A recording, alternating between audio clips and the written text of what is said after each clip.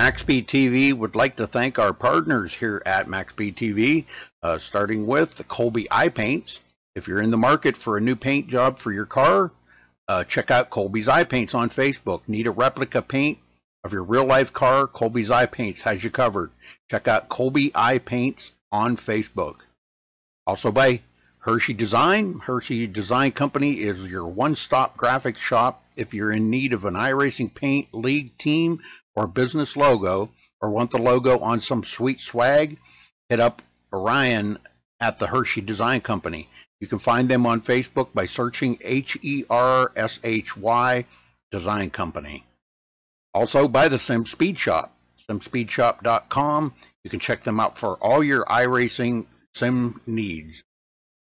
Ohio IndyCar League jumping on board this season with as an official sponsor of MaxSpeedTV. They are also accepting not just patrons from Ohio, but from all over. Also, iBog for all your iRacing broadcast overlay graphics done specifically by Jason Allison, one of the masters at it. So thank you to Jason. And also, last but not least, Wise Guys. You can check them out at Reverb Nation. That is spelt with a Z. So check them out on Reverb Nation. We would like to thank all of the sponsors at MaxSpeedTV and partners.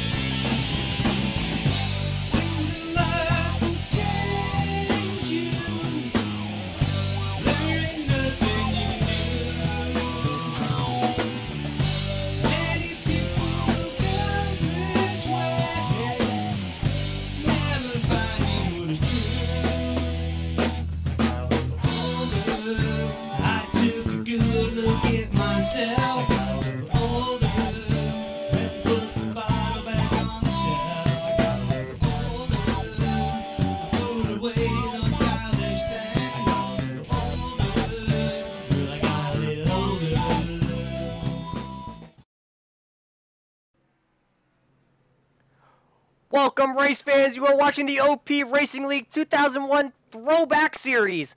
This is a new series over here on MaxSpeedTV, but OP Racing is not a series that, well, correction, one mess up already. OP Racing is a series that's been over here on MaxSpeedTV. They're just starting a new league over here on Thursday and Friday night. Friday nights, as you see, being broadcasted by MaxSpeedTV. Myself, Roger Muth, and I got a partner out here. His name's Bobby Johnson. How you doing tonight, Roger? Bobby, I'm doing great. I'm excited. We've been talking for months that we wanted to do a throwback style series. And here it is. OP Racing came out with the idea. They're going to throw it back to 2001. They're going to throw the 2001 rule book at it. They're going to line lap cars up on the inside. They're going to run the old school tracks. They're going to run the old school paints. Some of these space schemes out here that these guys have brings back a lot of memories for me, Roger. Well, you're old. I'm young, but I'm sure this is bringing flashbacks back for you. All right, that's fun. But right now, these guys are out there practicing. They got about 6 minutes and 41 seconds, Bobby. OP Racing, Alex Green is one of your admins over here. We got to give a quick shout out to him for bringing us on board. Where, like I said, we're excited to be out here, just being able to show these guys. We've seen the super speedway racing that they put on. We enjoy that. We enjoy watching that over here on MaxSpeedTV. And now it's time to get out there and see what these guys can do on the older tracks. I can tell you right now, Roger, this race is going to be anything but boring. These guys, they can do it all. They can side draft, they can bump draft, they can push, they can do anything that they want to do with these cars. They are really good racers, and basically when you've got 30 guys that are really good on a track trying to get to that one spot, it's going to be nothing but pure excitement. We got 39 laps as of right now. 39 cars as of right now on track. A couple of them have not taken times yet. This is the old Daytona, Bobby, the bumpy Daytona. As we're going to pull up our pre-race analyst right here, We got 100 laps tonight, 250 miles. The tire window, you're probably looking at right size. I know it's the older style track here. It's going to eat up tires a little bit. But green flag pit stops, Bob, you're still coming down for 2 tires and fuel. Absolutely, you're going to come down for 2 tires and fuel. More than likely, you're going to see guys, depending on how far this race goes through or whatever on cautions, you're going to see some gambling, try to get some, if you want to call it, pit strategies involved here. You might get 2 tires, 4 tires, no tires, fuel only. I mean, right now, positions are important, and it depends on how far down the race we go. It's going to determine what these guys decide to do. Right there, you see it. The fuel window tonight is probably 20 to 24 laps. Pit road speed here tonight is going to be 55, 70 miles an hour pace speed. So it's going to be interesting. We have seen these guys before on super speedways, but this is a bunch of new guys out there. I mean, you got Mac Robelny, he's out there. He's a new guy. Cody Levette, 39, he's a new guy over here. Katie Hate It, she's new. Boyd Saunders, haven't seen him with OP Racing before. Just a bunch of new guys out here, so it's going to be interesting to see how these guys can all work together in a draft, side draft, and door in each other, because we're going to see it here tonight. Well, just like any other racing in a super speedway, you're going to have to figure out who you want to draft with, who you can't draft with, who do you want to stay away from, and who do you want to help you. That's going to be who you can find as your dancing partner out there. We got a couple quick times up there right now. We got Matt Grobelny in the 17. He's currently in first with a 45.827. You got Tanner Twos in the 23 out there, 45.971. So those are some close times up there. Got some of these cats in here, Roger, at races other leagues that I'm going through and I'm checking out, and got a lot of talent sitting out here on this track tonight. Absolutely. OP only brings the best talent to the screen that we put on MaxSpeedTV out here. So we got about 3 minutes and 27 seconds. Bobby, I know we don't know a lot of these guys out there, but who are you probably going to watch for tonight? Well, to be honest with you, there's 2 guys that I've got in my mind right now, and one of them happens to be one of our old partners that we raced with, and that 39 of Cody Levette. He has been on an absolute tear this year in 2 other leagues, and he always does really good in super speedways. That fella I'm going to kind of watch out for myself. And I got one more guy that I'm really starting to watch, and that's that Dan LaFoe, and he's another one that runs other leagues that we also broadcast. For some reason why, these 2 guys seem to have a knack at super speedways, and I don't know their secrets or how they do it, but they're always there at the end. Those are some good picks to keep an eye out for, but I'm going to watch this 00 of Katie Hate It. She is quick, Bobby. I was out there in the practice lobbies with these guys over the last couple weeks. She is absolutely quick. Well, some of the guys were talking earlier here before this practice session started. They said that's one lady that you definitely don't want to mess with, and you also want them to be your friend or your pusher. They say she can push better than anybody. Well, we're going to find out here tonight as this is the old-style Daytona. It's going to be bumpy. It's going to be a wild ride. We got about 2 minutes left here in practice. While we have 2 minutes left in practice, we have something that we need to talk about. Unfortunately, one of the drivers that can't be here tonight, Jonathan Napier, we got to give him a shout-out, Bobby, and we also got to give that whole family a shout-out as we had a little breaking news last week that Fadis Napier, Jonathan's father, had passed away with his battle with diabetes, and the whole OP organization, the admins, and along with us ourselves in the booth and all of MaxSpeedTV, we'd like to send our condolences, and we're here with you, buddy, no matter what you need. OP Racing's here, all your drivers, along with MaxSpeedTV. So as we say that, we're going to step away. We're going to get to your national anthem in a moment of silence here, and we'll be right back with you guys for qualifying and bring you all the action.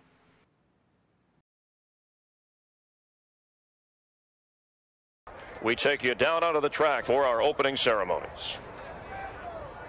Ladies and gentlemen, please rise. Please remove your hats. Oh, say, can you see by the dawn's early light what so proudly we hailed at the twilight's last gleaming, whose broad stripes and bright stars through the perilous fight o'er the ramparts we watched were so gallantly streaming, and the rocket's red glare, the bombs bursting in air, gave proof through the night that our flag was still there. Oh, say does that star-spangled banner yet wave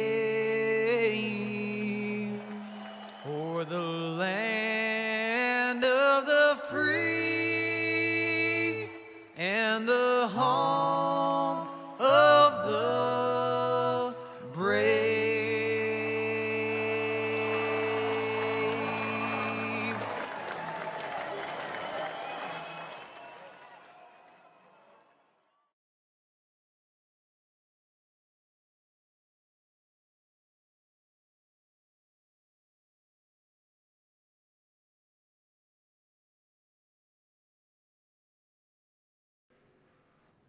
All right, welcome back, race fans. You are about to watch OP Racing 2001 Throwback Series. These guys are about to get out there and get some qualifying laps under the belts. They got 10 minutes to get out there, turn 2 laps. Guy with the best lap takes the pole. As right now, we see the 18 of Kelly Milam on track, driving that 18 Interstate Batteries car. That was a Bobby Labonte car, Bobby. I was going to say, do you know who made that car famous? Bobby Labonte was the guy who drove that car. It was a Pontiac at one time, and then a Chevrolet before Bobby Labonte had retired. Kelly Milam rocking those colors for the OP 2001 Throwbacks. Really good looking paint schemes out here tonight, Roger. It's going to be fun. It's going to be a lot of fun right here. One of my old favorites right here, of course, was the, well, I guess it used to be the Davey Allison, and then the Ernie Irvin of the 28 Have one. He's out on a track. That's another good looking paint scheme, too.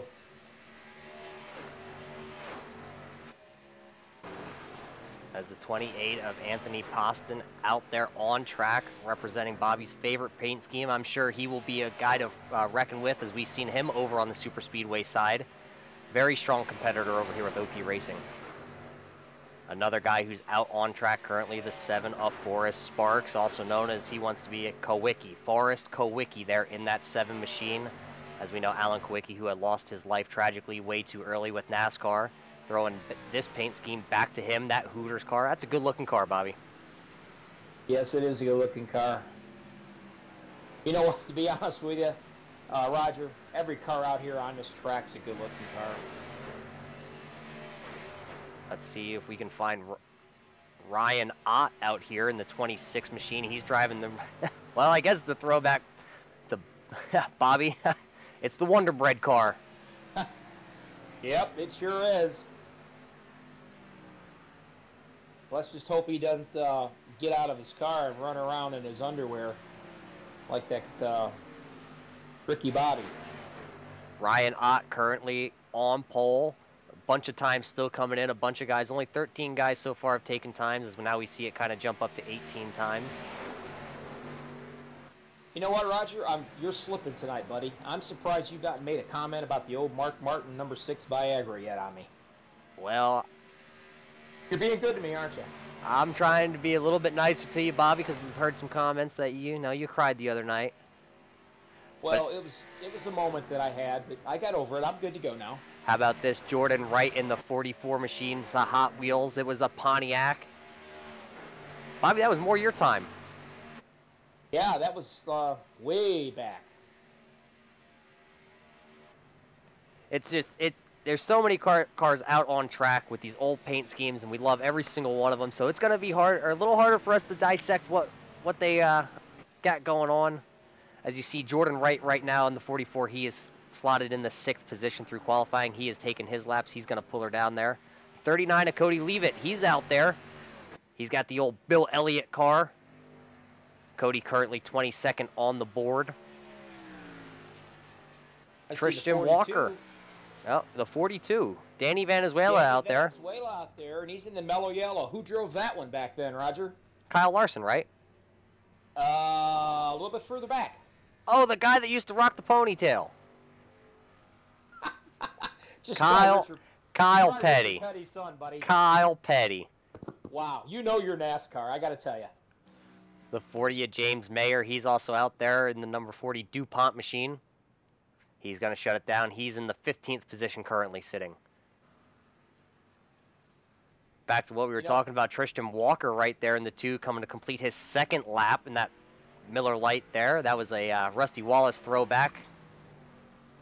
Tristan Walker puts it to 14th place.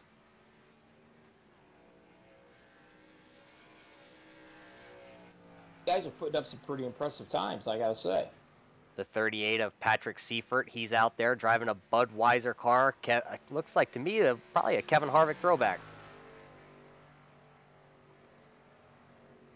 He's currently in the 24th position. He's come working on his second lap here. He's going to come through the traps.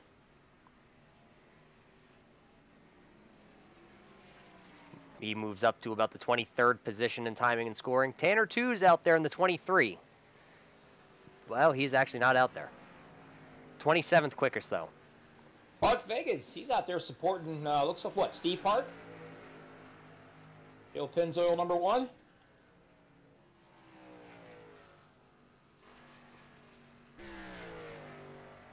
Brandon Peters right there. Unfortunately, Bobby, I got an all-white car right now. Trading Paint sometimes likes to act up. Hopefully that's going to come in so we can see that car yet tonight. Robert Payne in the 3 car. He's out there in a Good Wrench sponsored machine. I'm not sure if that's good luck or bad luck here, Bobby. I'm not sure, buddy. Mark Vega, there we go, in the 1 machine. That's an awesome picture by Mark. But Mark out there in the reverse Steve Park colors has not put it in a time just yet as he's on his warm-up lap.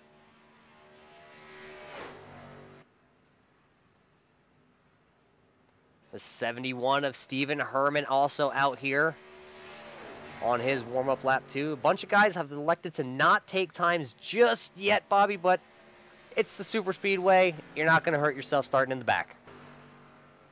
Well, to be honest with you, everybody's trying to figure out what's the best place to be to try to avoid that infamous big one that we always hear about, we always have.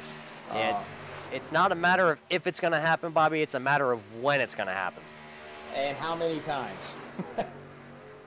Currently still with 3 minutes to go in qualifying out there. Kelly Milam on the pole in that 18 machine.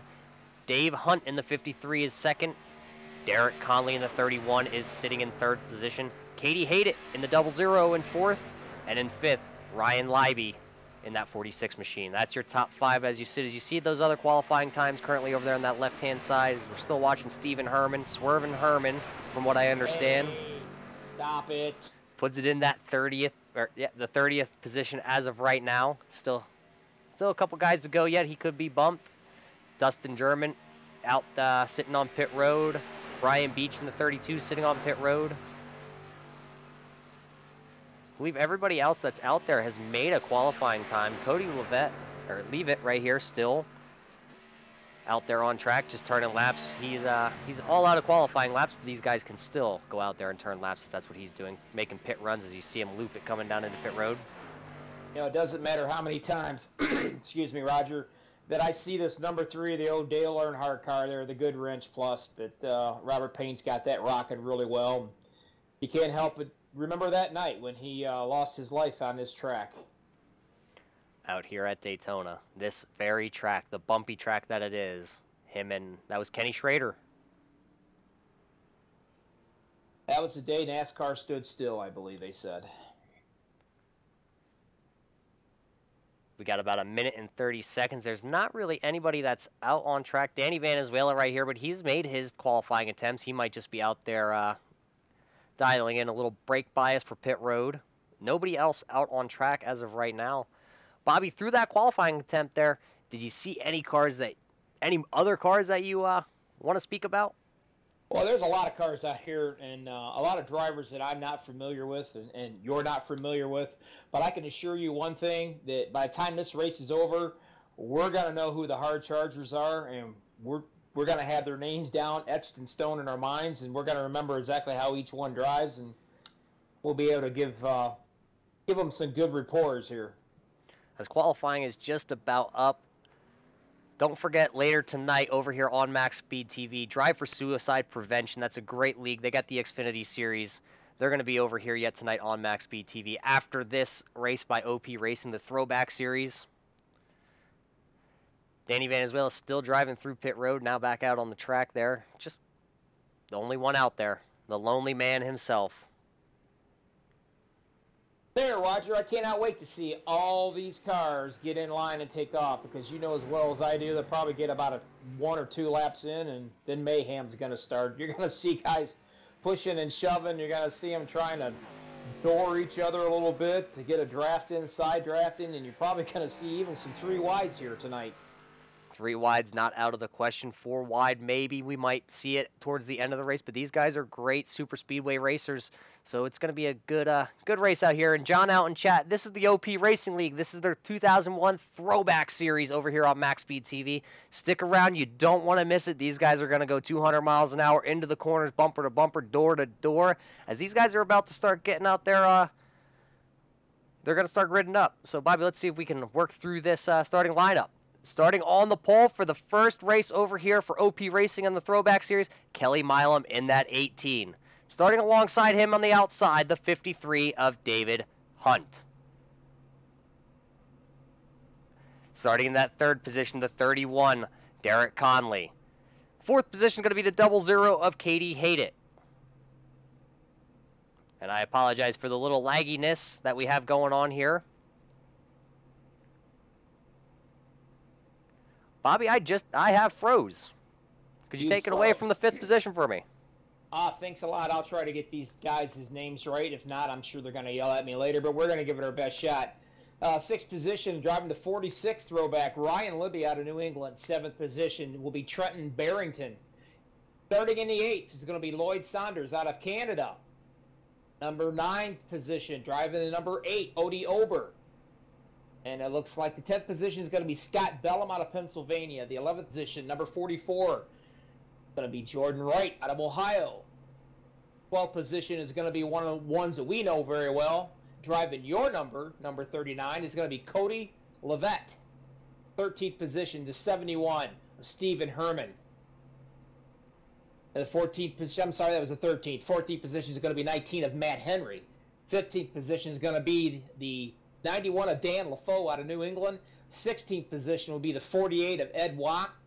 17th position, driving the number 17, is going to be Matthew Grumbly. 18th position, the number 3, Robert Payne.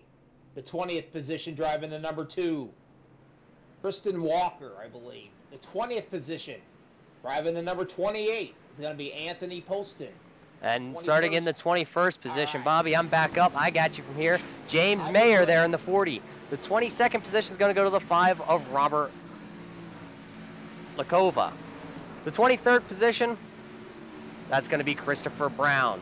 Starting in the 24th position is going to be the 7 of Forrest Allen Kowicki. Starting in the 25th position is going to be the 25 of Bill Bessler. Starting in the 26th position, the 42 of Danny Valenzuela. Starting in the 27th position, then the 58, David Sabin. Starting in the 28th position, in the 27 is going to be Brandon Peters. Started in the 29th position, the 38 of Patrick Seifert. The 30th position out there, that's going to be Ryan Ott in the 26 machine. Starting 31st, that's going to be Tony Quadros in the in the 12. The 23 car is going to be driven by Tanner Tuesday. He's going to start in the 32nd position. We're going to let these roll through, Bobby, as the pace car is working through turn 3 and 4 right now.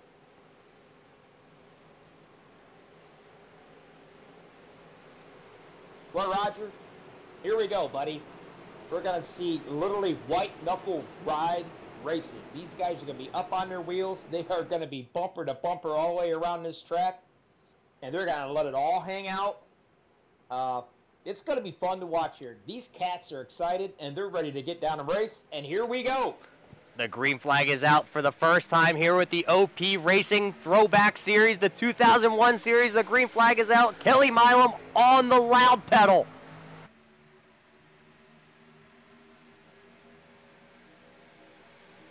Down into turn 1, Kelly Milam still there on the inside. The 31 of Derek Conley there pushing his little heart away, bumping. You see them cars bumping through the corner.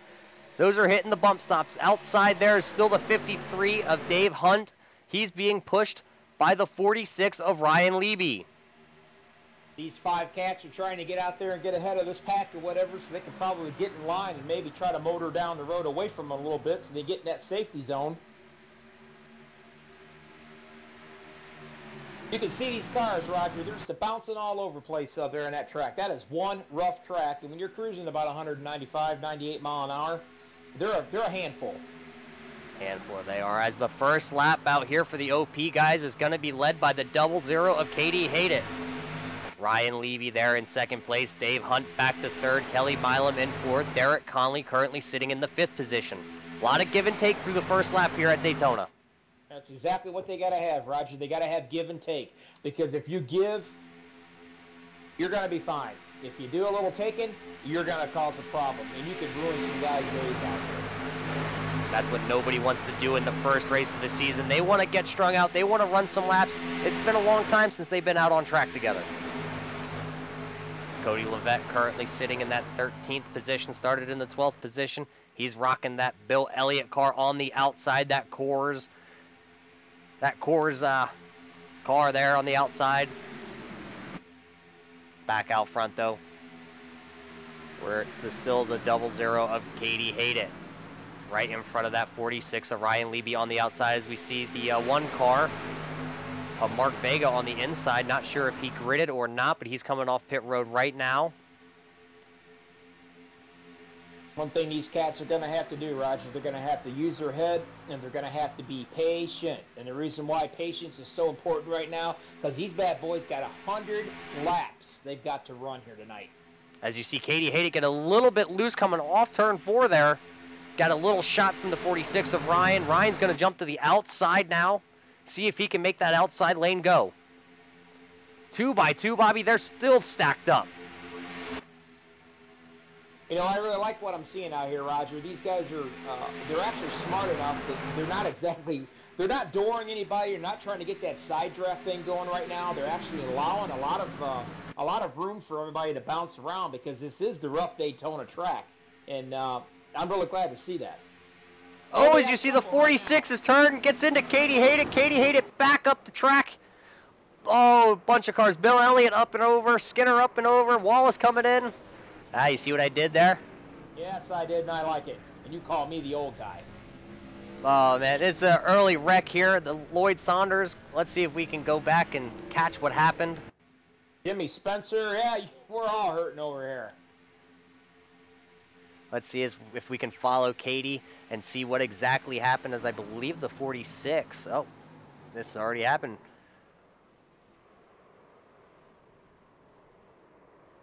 Let's see if we can go back and just put her in reverse here and see what exactly happened. We're watching the 46, that outside lane car, these red and white, just gets turned by the 33, and around he goes. The 33 up into the wall. That's mayhem, Bobby. That's a little bit of everybody in there.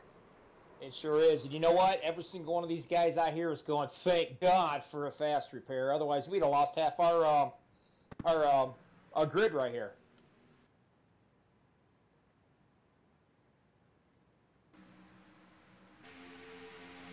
It's going to happen. There's no way around it. Everybody wants the speed. They want to go, go, go, go, go. And in order to go and not lose positions, you've got to draft, and you also got to have a good pusher. Sometimes that one little mistake is what's going to cost everybody. Also looking back through the 42 of Danny Valenzuela, he was in the wall early on.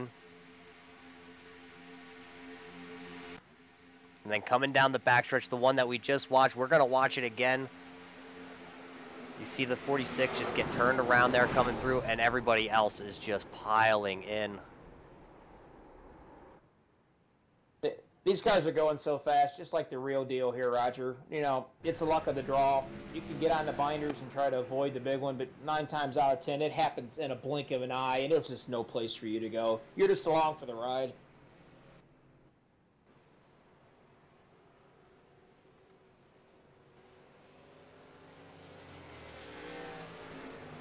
As pit stops are happening, some guys coming into pit road, some of these guys electing to stay out because it is a little early yet. The 53 of Dave Hunt elected to stay out. He's going to be your leader right now. Robert Payne, second place. Stephen Herman There in third, Anthony Poston, Timothy Trowbridge, sorry, and Chris Brown's your top 6. I'm going to tell you right now, Roger, most of these cats had to use a fast repair already. There were some damaged cars out there on that incident. So now these guys that have already used one of their fast repairs, they know in the back of their mind, they got to try to stay out of trouble here. They've got to be calm. They got to try to avoid a big one when it happens because, let's face it, they've got another, 90-some laps to go? And that changes your whole train of thought when you're racing right now. Do I stay in the back? Do I wait? So it's really going to change your whole entire scheme of what they wanted to do because of being caught up in this accident. As I look at the 3-car of Payne, that front end of that 3-car, all tore up. Not sure how that 3-car is going to handle in the draft, but he elected to stay out. He doesn't want to come down to use his quick repairs. We're watching pit road. There are a ton of guys coming off pit road right now. The 07 coming off, Bellum. The 8-car. There's just so many guys coming off pit road, Bobby.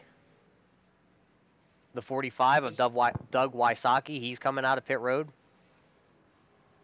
And something else that we failed to mention too, Roger, is what happens when you run in a pack, bumper to bumper, all the way around this track for several laps? What's one of the most important things you got to keep an eye on in your cockpit? Well, these guys are pretty familiar with drafting and whatnot, like we said earlier. They have that Super Speedway League out here that runs with on MaxSpeedTV, which by the way, you guys can catch their championship coming up with the Xfinity side. That's going to be on Monday night over here on MaxSpeedTV. Don't miss that championship. But also, that little flashy red light on the dash, overheating problems can happen when you're tucked up behind somebody too long on a super speedway. Bobby, we're about to see something you don't normally see over here on iRacing too often. You're about to see the 2000 rules come into effect here. You see all those guys on that inside? All those guys are a lap down. Single file restarts, lap cars to the inside. Boy, they are definitely taking this old school, aren't they, Roger? Mark Vega in that 1 car, he is a lap down currently, but his car is clean. So he's going to be able to stay up there with these guys. We do know with these K&N cars is what they call them. They're the older style Winston Cup cars. We all know that. They're able to suck up with damage and still be competitive.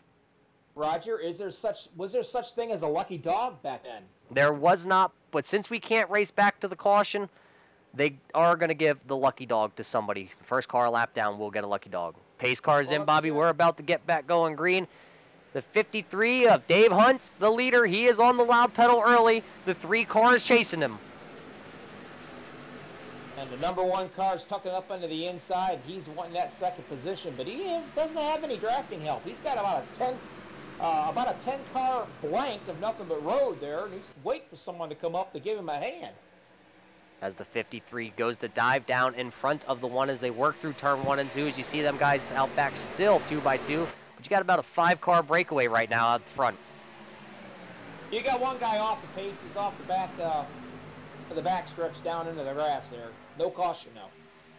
As we stay green, we stay watching this. The 1 of Mark Vega trying to get his lap back the old-fashioned way. Right now, he's in that position to get a lap back. He's out in front of the leader, but he's pulling that 71 of Stephen Herman there on the inside. He's coming with him. And Anthony Poston is right behind him. And you got the 18 right there doing the same exact thing, Robert Payne. Anthony Poston there in that 28 machine. Oh, Poston. I'm sorry. He is pushing that 71 as now they got 4 cars to the outside, 3 cars to the inside. Let's see what lane is going to be able to work, who's going to be able to go. As that 3 machine on the outside of Robert Payne has a lot of front end damage, but if he stays in the draft, it looks like he's going to be pretty competitive. Now one thing about it, they're 2x2, 4 deep. So that's going to allow these other cats in the second little row right here trying to draft back up, and you're going to see these guys catch them eventually. But that number 58 right there, he has got a ton of back damage on that car, and I'm pretty sure that's going to slow him down. The 58 of David Saban, we see him right there, that Ritz machine, that red car. Ton of damage. Looks more like the car of tomorrow out there, but it's not. It's the K&N car.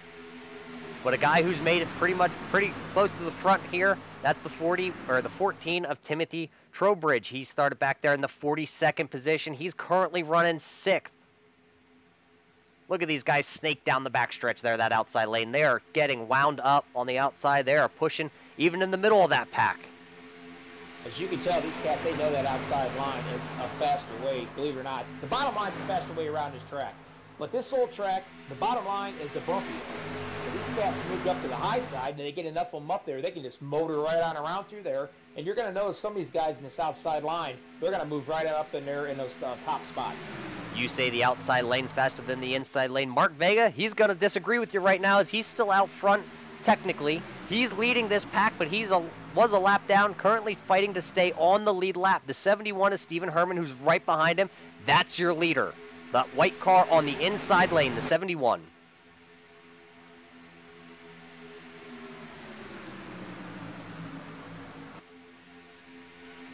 And you notice now that second pack is just caught up with everybody. Now it's just 2 by 2 all the way back as far as the little eye can see. 2 by 2 racing as they work through turn 3 and 4. Stephen Herman still out front. A little bit farther in the pack, you got the 38 of Patrick Seifer there on the outside. That black Budweiser car. Right behind him is going to be the 7 of Forrest Allen, the Kawicki Sparks. These guys are just all right running side by side. Nobody kind of pushing the issue right now, Bobby. You see a lot of room between everybody's cars. It's kind of showing the experience of these guys right here, Roger. What they're doing, they're just getting lined up. They're getting comfortable. They're getting in that zone, if you will, and just trying to knock down some of these laps and not have a problem. As these guys are running side by side, as we see the 3 of Payne come a little low there onto the side of the 28. He releases, though, back up the track. He goes. He just can't seem to stay sucked up underneath that 53 of Dave Hunt there to push him past Vega. Ooh, and Herman, as you see him a little loose through the tri-oval. It's possible there that the number 3, that front end damage that he has, that's definitely the drag. It's hurting him a little bit. But he is trying to push the 53 as you see him getting even closer and closer every second we talk about him. Now down the backstretch, see these guys as they dance around. These cars aren't all stable as you see that green car back there in the pack. He's kind of a little bit all over the place right now.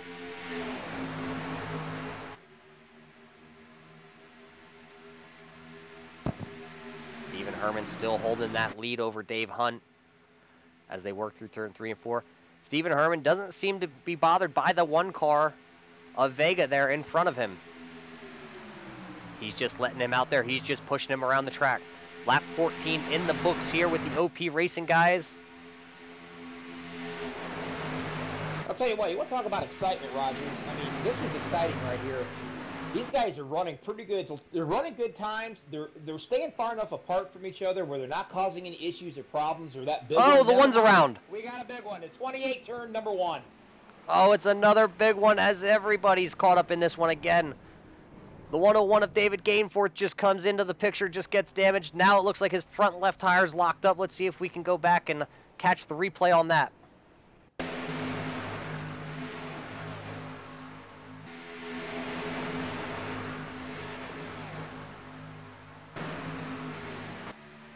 See if we can go from the chopper cam here as we see Mark Vega just get turned.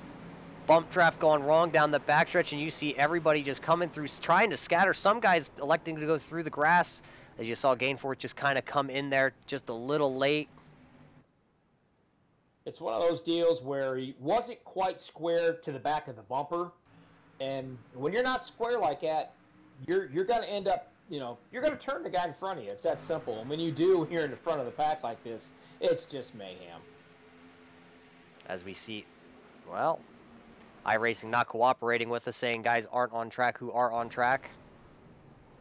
Blinking in and out. It's a connection issue with the iRacing server. The 3 of Robert Payne involved in that. The 14 of Trowbridge involved in that also.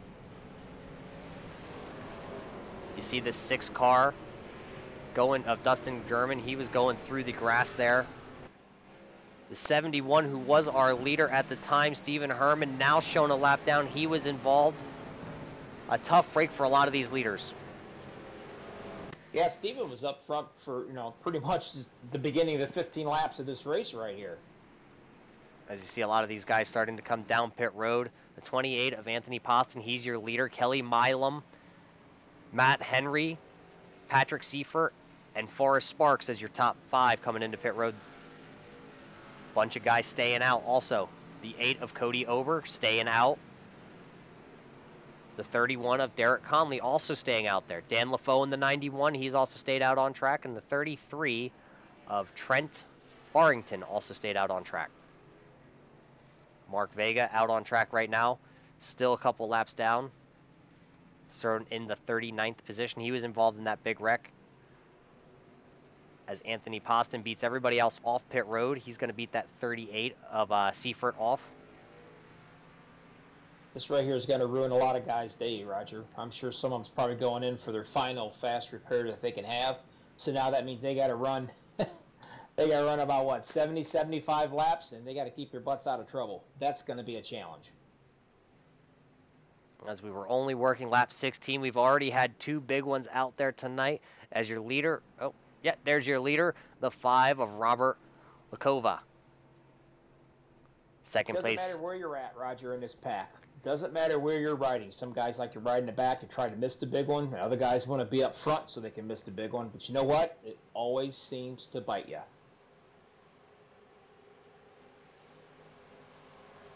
We got somebody out in chat who wants to see if we can pull up.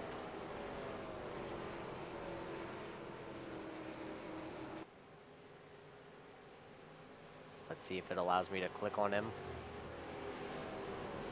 There's Derek Conley's picture. Somebody had asked to see him. I'm a little baffled by it, Bobby. We got a blue cheek and a red cheek and a white stripe down the nose. I'm not sure what was going on with that as he's coming down pit road this time. I'm not sure, Roger, but I got a feeling I'm not going to be able to sleep tonight.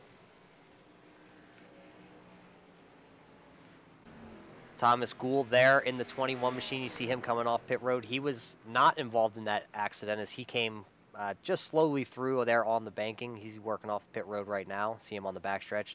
Bobby Hill is the picture that he chose for this evening. So a shout out to Thomas there for having a good sense of humor and pulling Bobby Hill.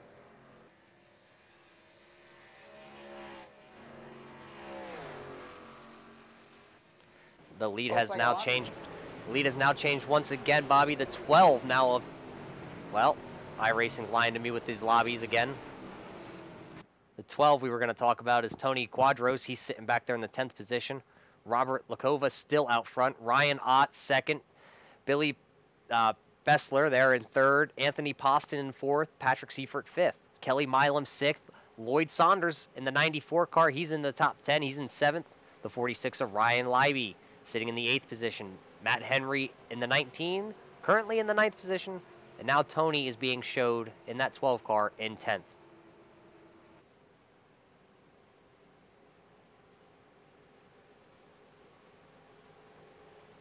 Still working caution. That 07 setting up there, obviously he's a few laps down. But if you look at his back end and realize that thing is beat all to pieces back there, that could hinder that top line on this next restart. The 07 of Scott Bellum, as you see him, it looks like he's about to come down to pit road. As we should get the one to go here at the line, get these guys lined back up.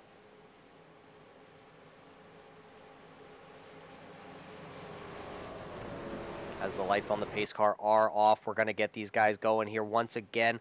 Lap 18 in the books as we're rolling on it, actually. Well, Bobby, 18 laps in, not the way a lot of these guys wanted to start their season. A couple of them out of the race already. 27 of Brandon out of the race. That's Brandon Peters in the 27. He's 11 laps down. Mark Vega still out there with us tonight. He's currently shown 2 laps down. Rick Greenaway, is still out there, 2 laps down. David Gainforth also out there, 2 laps down. Dave Hunt, who was our leader there until that little caution, he's now 2 laps down. Ed Walsh, he's out there, 2 laps down. Stephen Herman, who was the leader up there with the 53 of David Hunt, now he's shown 1 lap down. Yeah, you just don't know what you're going to get from one lap to the next. You could be a winner leading this pack all the way down, and then within a split of a second, a blink of an eye, you're going to be the loser of the bunch, you know? So the 5 of Robert's going to be your control. Well, he's going to be your leader. He won't be the control car on the restart. Is the 707 and the 91. They're going to make up your front row there. The inside lane are the lap down cars. Got a bunch of them there. The 91, the 31, the 00, and I believe the 101 is also down there, the 58. It looks like it's pretty much a double file restart, Bobby, but we know it's not. Those are lap cars to the inside. That's true, but it's still a double file restart because these cats have got to try to get up and either push these guys or they got to try to get around them, and it's difficult. They're trying to get a lap back. Green flag is back out, and we are back racing here with the OP Racing guys as they see the 5 electing to give way and try and get down to the bottom. He knows the 07 there has a little bit of damage and not quite sure if he's going to be able to get up to speed. Let's see how these lap cars can blend in with the fast guys and see where the battles for positions are going to be, as the 5 is on the inside there.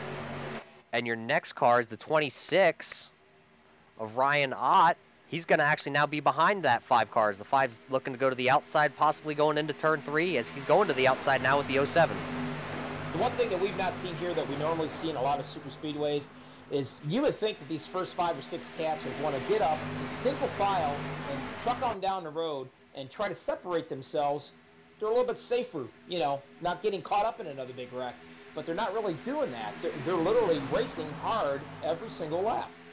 Well, you got to race hard here with the OP guys because everybody's up on the wheel, white-knuckled racing, especially with these rules. With you having to fight for your lap back, you got to go every lap. Whether you're a lap down, 2 laps down, 7 laps down, you got to go. We see a lot of beat-up cars already out there tonight. As they're 3 wide, there goes the 26. Ryan Ott up and over. Ryan Ott also suffering tire damage. Looks like the 69 also involved of Rick Greenaway. The 32 is now coming into picture. He's involved. That's Brian Beach. The 19 involved. Another early wreck here in the first 20 laps. So when you go back in that replay and you check that, you're going to notice that the guy driving the John Deere, I'm not sure what number or what his name is right now because my scoring's all messed up. He just barely tapped the guy, and again, it started another wreck. As you see the 26 just get turned, you see Stephen Herman get through that. You see right in front of them the 69 car being involved.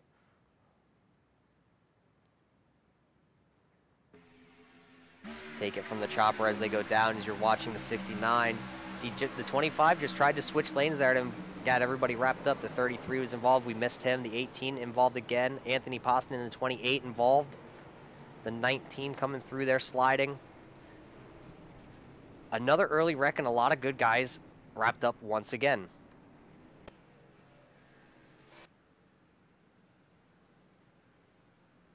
There's a lot of good cars taken out into that one too. Now this makes you wonder, how many fast repairs did they have left, Roger? They had 1 fast repair out there tonight, so I'm sure this is going to wipe a lot of guys off. It's going to wipe a lot of guys off. It's going to shorten up these guys here a little bit, and you might see a lot more green flag racing towards the end of this possibly. They're pretty much wiping themselves out here. Which is not good because we are a long way from the finish. We're only 22 laps into this 100-lap race. One thing about it, these guys are not boring.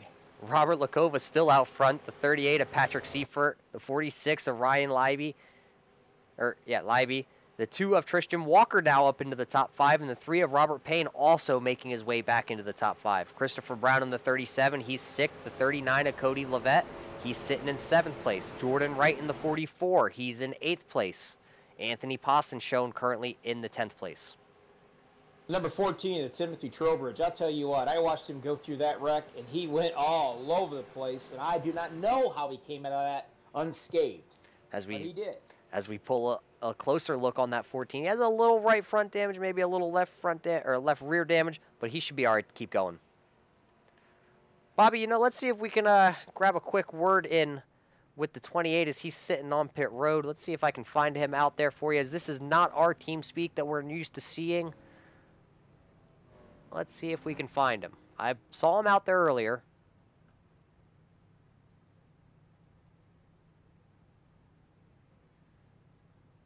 Well, he must be gone. Unfortunately, we're not going to get a word in with the 28 of Anthony Poston. He had a lot of damage, and I think that was his. He got in both of those wrecks. Anthony Poston currently sitting on pit road.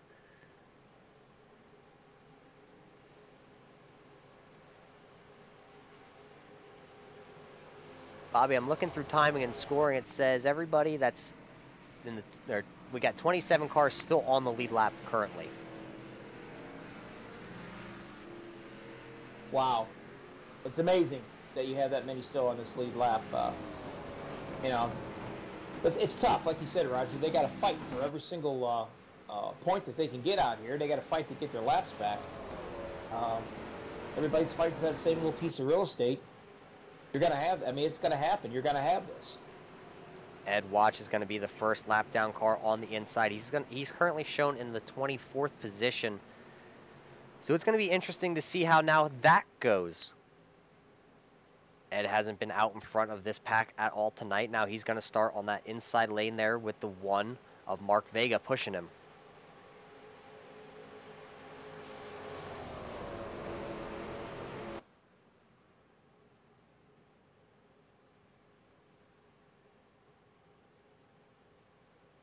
If you notice right here, you know, 8th position, Dan LaFoe. And number 17 is 7th position there, Matthew Grumbly. Or Gerbel needs his last name, but I call him Grumbly because he drives like he's grumpy. He's out there driving that 17 machine. Looked like Matt Kenseth's rookie car. Beautiful DeWalt paint scheme on that one. It doesn't look like he's had a scratch all night on that thing. Either that or he got a fast repair. I don't know which. Matt started in the 17th position, currently running in that 7th position.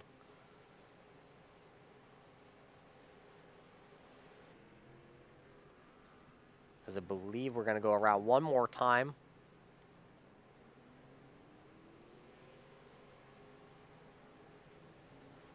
"42 cars did take the green here tonight.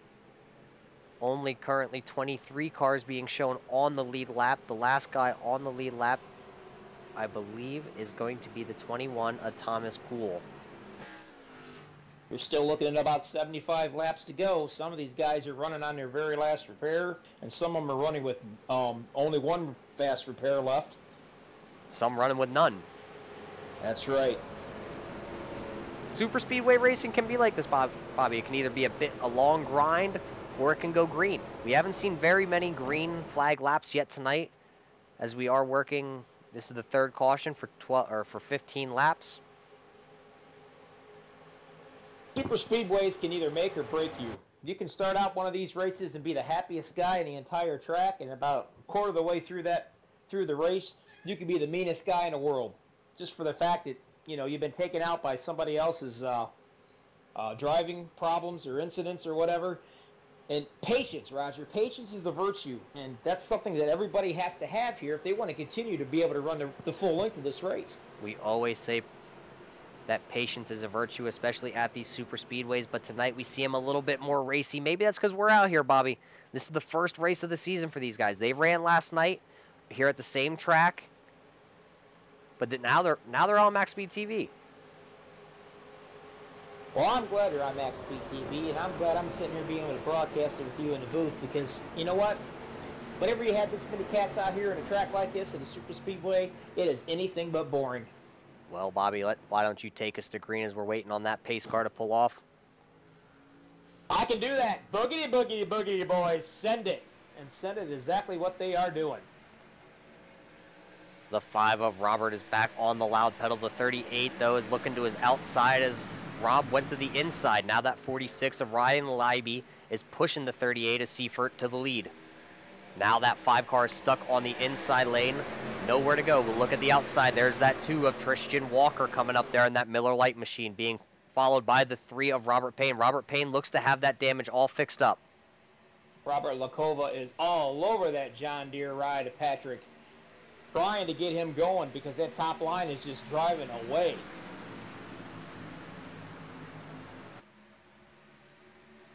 The 5 of Robert Lakova has lost the lead now as he's stuck about the 4th position on the inside lane there. Tristan Walker to the lead, battling it out with the 38 of Patrick Seifert as we're coming up on a lap car. Let's see if the lap car gets out the way. The lap car looks to be kind of running the high lane there, as the 38 had to take evasive maneuvers there. Rock to the inside, or to the middle lane there quick. That separated him from the 46 front's bumper. That's going to give Tristan Walker the lead going into 1 and 2. Robert Payne's doing a really good job right now. He's staying down there on that bottom line. He's giving that guy a push up there, getting him down, motoring down the road there a little bit. And you notice he's got to jump back up that high line because it seems to be working better. As you got that damaged car there of Ed Walsh there in the 48 car on the inside being pushed by that 5 car. So you see these guys really bobbing and weaving coming off the corners. Those bumps are really playing a factor with these cars. They sure are, especially when they're being bumped and you know they're being drafted, side drafted and everything. You can turn a car right around if you get close enough to them.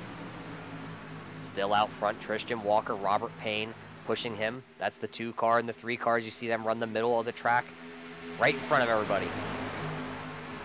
These guys seem like they might have settled down just a little bit. That's exactly what they need to do. You see Robert Payne jump to the inside there on Tristan Walker. That's going to put Robert Payne now on the inside lane being pushed by the 48 of Ed. See if that lap car is good enough to continue to push the 3 car and keep him in the lead, or is the 2 going to get a good push from that 38 of Patrick Seifert?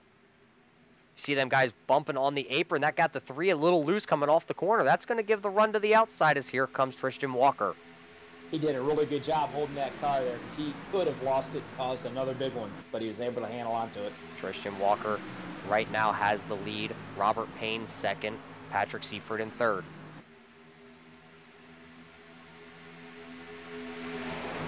Looks like Patrick Seifert's got just a little bit of rear end damage there also. I don't know if that's going to hinder him too much or not. But if you notice right here, 18 right there was almost about ready to go right up the middle. The 18 of Kelly Milam. Kelly Milam, another one of these regulars over here at OP Racing. He is a super speedway racer. He knows how to, bob and weave and get to the end of one of these things.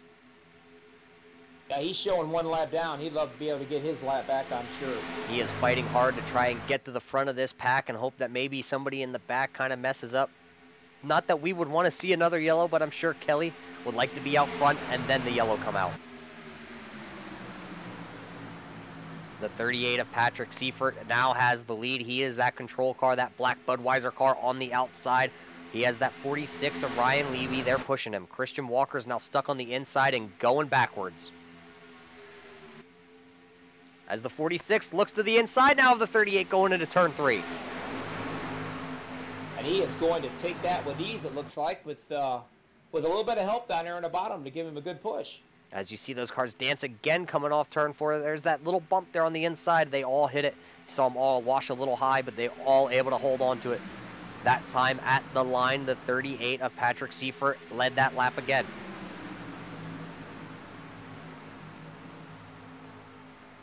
And we were just talking about the 18 needing to get up there of Kelly Milam to get his lap, to be ready, in position to get that lap back and take a look at him. He's up there leading this pack right now. Kelly Milam jumping out in front of everybody to get his lap back. He now is going to have his lap back in the 23rd position. Can he stay in front of the leaders as he has that 31 of Derek Conley pushing him? Going through turn 3 and 4 right now. You got Milam there in, you want to say he's the control cars. You saw that 31 get all out of shape coming out of 4. Fighting back on the outside though is the 38 of Patrick Seifert. He's got the 0 or the 00 of Katie Hayden, who was a lap down a couple laps ago. She is now back on the lead lap and back out front.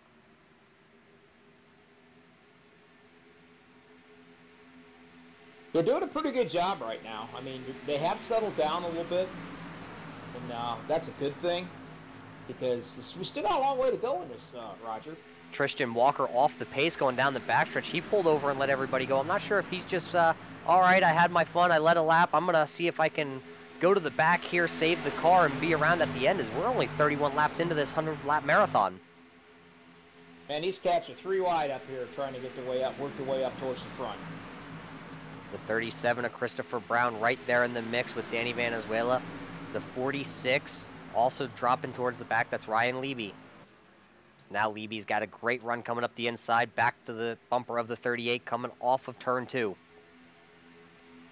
They've calmed down, Bobby, but they're kind of spread out. Somebody that was leading this race, now just a little bit in front of the leaders. That's the 71 of Stephen Herman. As we see, his car is all tore up. There's not much left of that car that's straight. Maybe the left rear quarter panel. Yeah, that's about the only thing straight on that car right now. But he's crossing the start. It doesn't seem to really factor too awful much. He's crossing the start, or he was. Now going into turn 1 as the leaders are at the end of pit road, so they are running him down. Out front, though, now who led that lap? The 3 of Robert Payne in that good wrench car. Robert Payne is doing a really good job. He's moving up the track, moving up the high side, down the low side, back up the high side, picking up that draft. And he's really able to drive out of the rearview mirror, if you want to call it that. The 18, though, of Milam there being pushed by Derek Conley in the 31. As the caution is out, as the 18 is in front of the 3 car, so that should give the 18 his lap back. And that's one happy camper.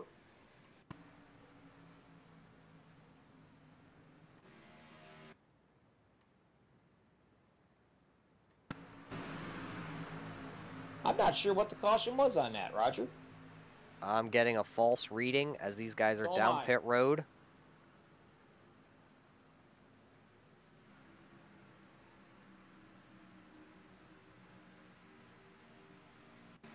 The flag says it was for the 3 of Robert Payne, but I'm not seeing anything with Robert being the issue. One of them iRacing guru things. Gremlins. But you know what? The 18, he'll take it. Kelly Milam is just probably the happiest camper out there on that track right now. He fought like crazy to be up there to get that lap back. And you know what? He's right back in this race.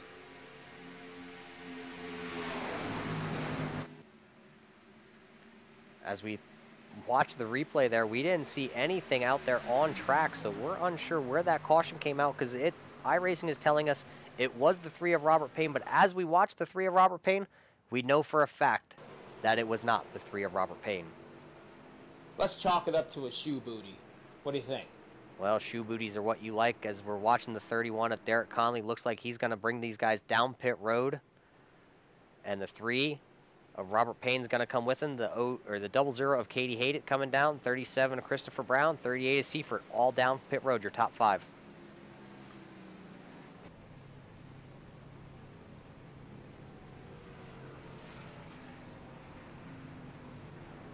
Got a lot of cars out here running, Roger. Obviously, they've used all their fast repairs up, so this gives them a good opportunity to come in here and get a little bit more work done on them, and maybe they get a little more aerodynamic and they can draft a little bit better.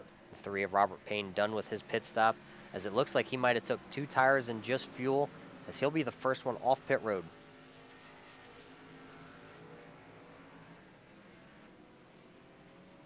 It's just a little bit different compared to what I'm used to on broadcasting when he went back to this old style rules, wouldn't you say? Bobby, why don't you see if you can get a hold of the 18 of Kelly, as he's sitting on pit road currently.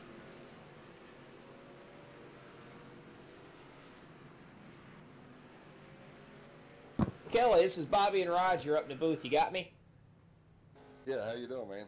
You know what? We was just sitting there watching that race on you, and I was telling Roger, I said, man, watch that 18. Kelly, he's wanting to get up there and get that dadgum lap back, and he's doing everything in his power. And you know what? You got your lap back. It's tough, you know, once you get that lap back, or get down a lap, there is no lucky dog. The only way you can do it is get in front of the leader. So, yeah, I was running it pretty hard. Yeah, what's going on out there? These cats just not giving and taking a little bit, or I mean, they? Yeah, there's some impatience, and there's a lot of squiggly out there, you know, or squirrely, whatever you want to call it. You know, their cars they're just not on a rail.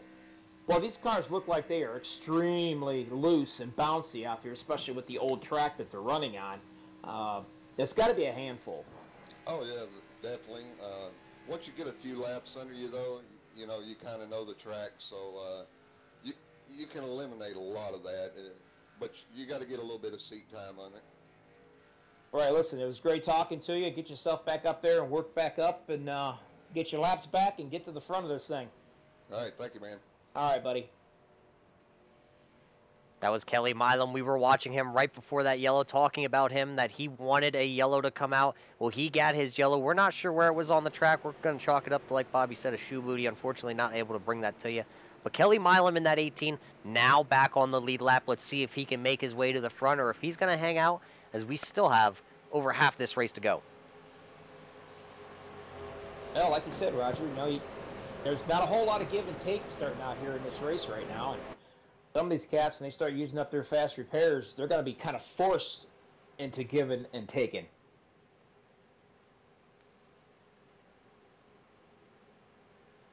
As we're about to see another one of these awkward restarts, it looks like the 5 of Robert Lakova. He's going to be the guy who's going to be out front of this pack. And then he's going to be followed by the 58 of David Sabin. And then you're going to have your 2 leaders, Derek Conley and Robert Payne, on the outside, followed by Katie Haydett, Scott Bellum, and Christopher Brown. So your leaders are buried in traffic here a little bit. Yeah, the old school here that they got set up here on these restarts, I'll tell you what, it's mind-boggling not only for the announcer, but it's mind-boggling for these drivers too. It's definitely throwing us for a little bit of a loop, but hey, we're going to work through it. We're going to get it right. We're going to get it. We're going to get this show back on the road, and I'm sure Robert Payne, Derek Conley are going to go right around these lap cars. Well, that's their plan anyway. They'll hook up together and work together, hopefully, and they can just motor right on by past these guys.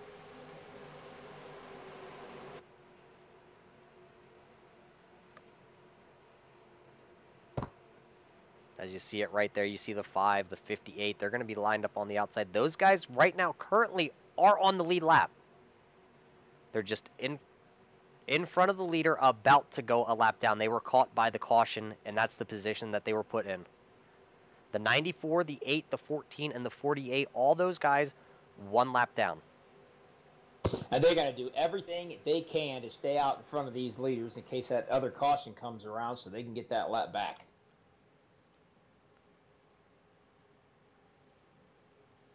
Let's see if we can Lights take and a the pace cars out, Roger. quick look. That's not what we wanted, as that's going to be Robert Lakova. There's your leader, though, the 31, Derek Conley. Robert Payne in the 30, the 00 of Katie Haydett. Scott Bellum right there in the 07, the Zippo Machine. Christopher Brown in the 37, Hendrick Carr. Ryan Leiby right there in the 46, Patrick Seifert in the 38, Brian Beach in the 32.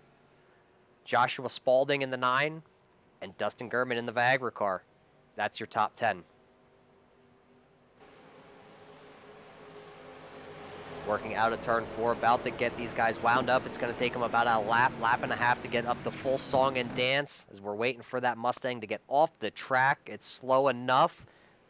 Green flag's back out, Bobby. We're back racing here with the OP Racing Leads, the Throwback Series. Like I said, these cats up here that's got a lap down, they're going to be fighting for whatever they can so they can lead this thing so they can get that lap back. At the same time, we got the leaders of this race trying to get up there and get away from this traffic and try to lead some more laps. As you see that 58 of David Sabin still out there with the 5 of Robert Lakova. Right now, the 5's going to go to the inside. He's going to get bypassed. The 58, though, he's not giving way. Now he drops to the inside. Is the 31 going to work their way? 31 going to get around him as Katie Haydett looking to the outside of the 31 going into turn 3. She's going to tuck it right up underneath him. She's going to try and push him around these lap cars. Robert Payne, though, in that 3 decided he was going to jump down to the inside lane there. He's going to try and push the 58. You got leaders pushing cars that are a lap down. That's something that it's hard to wrap in your brain, isn't it? That's something we usually don't see, as we usually see the lap guys starting out back. Not here, not with the OP guys. The 31 of Derek Conley, though, the leader. Katie Haydett on the outside. Then it's Scott Bellum, and then it's going to be the 37 of Christopher Brown. Right behind Christopher Brown, though, the 46 of Ryan Leiby. Those are all lead lap cars. On the bottom, you got the 58. That's David Sabin. You got the 5 of Robert Lakova right there. And then you got, I believe, that's the 3 of Robert Payne there mixed in. Robert Payne being on the lead lap, surrounded by 2 lap down cars. Katie's doing a really good job tucking up underneath of Derek Conley right there, and she's trying everything to push him up there in the front so they can dive back down to that inside. She's doing a great job pushing. You're starting to see two packs getting formed up, Bobby, as you got these front guys that we're watching. It's the front, it's about the front 7 guys with a little bit of a breakaway with 2 lap down cars thrown in the mix. Then a little bit farther back, you got this pack right here. They're all nose to tail.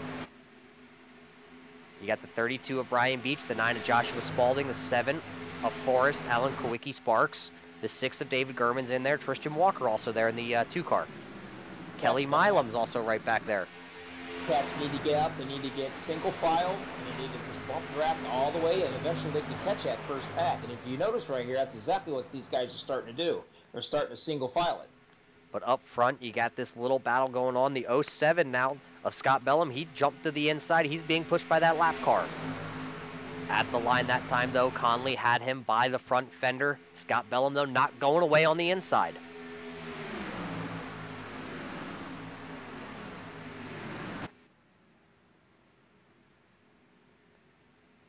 See that pack right behind them, though. They are single file. Let's see if they can run them down. That's the 38 of Patrick Seifert. He backed up there to the 9 of Joshua, or the 32 of Brian Beach. But the 00 of Katie Hayden is not getting off that back bumper of the 31 of Derek Conley. Yeah, she's pretty much took the paint, rubbed the paint right off that back bumper. See a little bit of bobbing and weaving there by the 37 of Christopher Brown, as he's right behind Katie, and the 46 of Ryan Levy there on the outside also. So you got 4 cars to the outside, 3 cars to the inside. 2 of those guys still a lap down. Actually, I'm unsure what happened to the 58, as he's no longer up in this pack. He might have blinked out. I'm not really sure. I didn't catch that either. I don't see him on track. He has no mile per hour right now. I'm not sure what happened to the 58 of David Saban. But that, as they work out of turn 3 and 4 there, coming back to the tri-oval, who's going to lead this lap? It looks like it's going to be the 07 of Scott Bellum to the point. Puts Robert Payne right behind the 07 there on the inside. The Intimidator, can he intimidate the 07 to get out of his way, or is he going to sit there and just make him look at him in the mirror? He is trying to get him pushed up there just enough so he can clear him, so he can jump up on that top side right there and get pushed by those guys, but he just can't clear him. As right here, this next group is just about caught them. That's Brian Beach being pushed by Joshua Spalding, Dustin German right there, Patrick Seifert, who was up front, now back into the 10th position.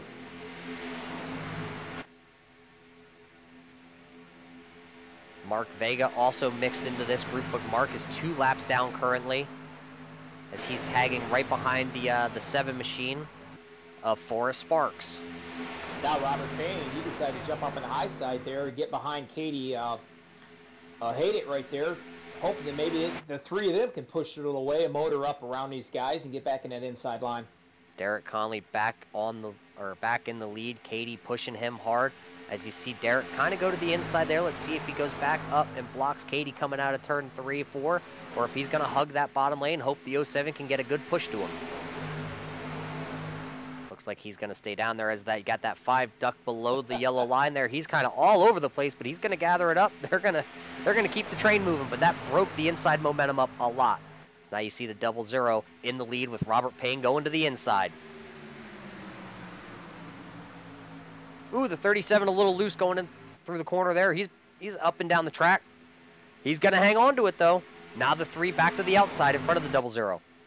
Robert's driving out that rearview mirror again. You can watch him. He'll go down to the inside. If that outside's going to start to sneak up on him a little bit, he'll dart right up in front of Katie right there and use that draft to motor him into the lead.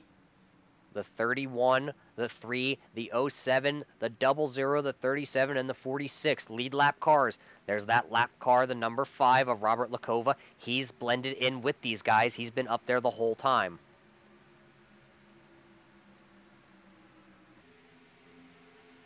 That second pack has now caught the first pack. They're just kind of riding on the tailwinds of these guys. 46 laps. Working 46. One thing that's going to come into factor right here, Roger, is if these cats can keep this green flag racing, we may see our first green flag pit stops. And they haven't had any green flag pit stops yet, and that's always interesting to try to get off on the pit road. So we went from having 3 packs. Ooh, the 31 is up the track into the 37. Oh, he's up the track again. The 37 in the wall, the 31 around. He also picked up Robert Payne. And then Scott Bellum in the 07. All of them off the track, no caution. Let's see if we can just go back and catch a replay of that as you see them. Let's see if we get this replay up for you.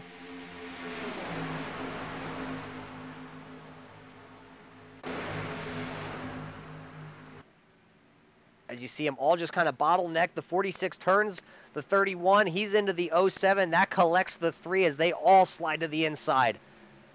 Tough break for those 3 as 3 of them were running in the top 5. Now off the pace. Down pit road as you see them.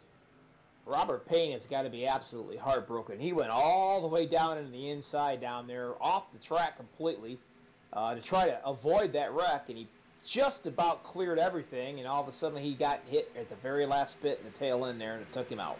Now that's going to shake up the top 10, the top 5.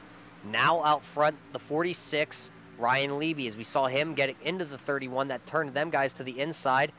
Then it's going to be the 37 of Christopher Brown. He's that inside car, that 37, that blue machine being pushed by the 00 of Katie Haydett.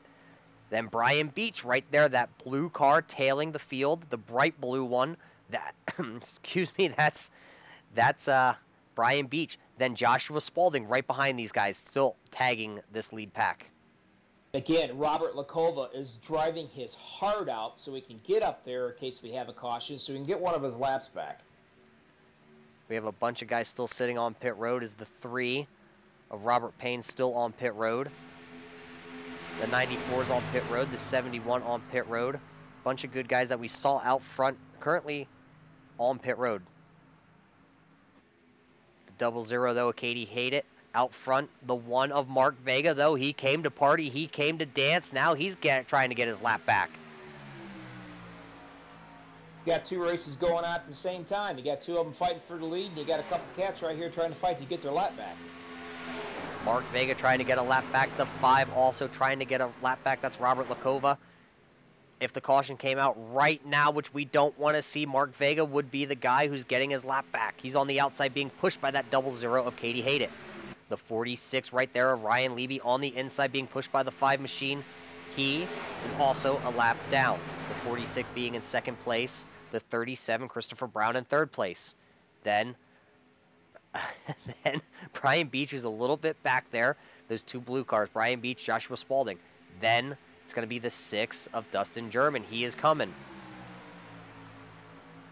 He's leading that second pack to the charge there. Tristan Walker's in that pack. The 38, Patrick Seifert. The 7 of Forrest Sparks also right there.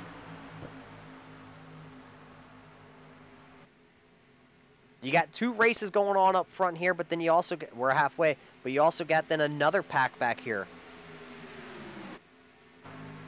You got the 21 of Thomas Gould being pushed by the 18 of Kelly Milam, the 40 of James Muir, Danny Valenzuela also in this pack. Douglas Wysocki right there, Travis McDaniels. McDaniels. You got a whole nother race happening back here. A lot of these guys don't have a fast repair, so they're kind of riding it out. As you see, they're about half a straightaway, almost a full straightaway behind that lead pack. At the same time, setting up front, again, you've got 2 races too, Roger. You got 2 guys trying to get out there for the lead, and you got 2 other ones fighting to try to get their lap back. So these 4 cats are actually, they're white-knuckle riding, baby. I'm not sure if there's a car out there right now that has its fast repair and a straight panel on it. As we know, Katie was involved in an early incident. She had used her quick repair. Now sitting in second, single file, as this whole front train here has been single filed now.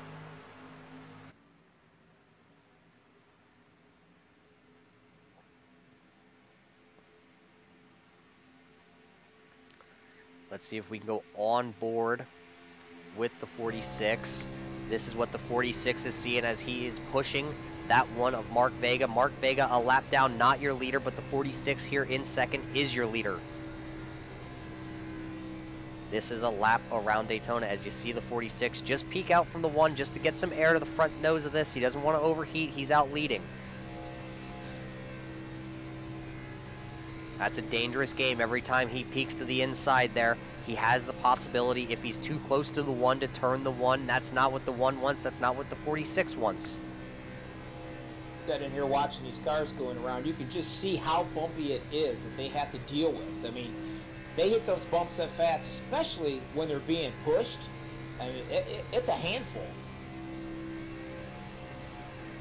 It's a handful no matter where you are in the pack, and this is Ryan Levy. He is second in the pack, leading overall. You see, as you can hear him in and out of the throttle, just trying not to get into the back of that 1 car of Vega.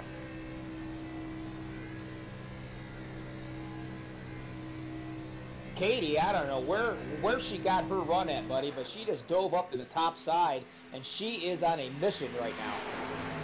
Katie Hayden going to the outside by herself. Does that 00 have enough horsepower under the hood to get the lead away from the 46 as she's side by side with him as they work down the backstretch? But does she have enough? Can she get around him? As you see them work past that lap car there, going to the outside. The 00 still side by side with the 46 as they enter turn 3, now working all but out of turn 4. As you see the 46 come up, no! 46 comes up and takes her right out. That 46 hit that bump as we were talking about earlier, working through the corner. Let's see if we can go to the chopper cam. Follow these guys around, see what exactly happened. As we go right behind him, you see Katie on the outside, the 46 right there of Ryan on the inside. Katie holding that middle lane. Ryan just down on the yellow line, hits the bump, and the car gets away from him right up the track. Katie's up and over. Nobody else involved, but 2 of your leaders involved in another wreck.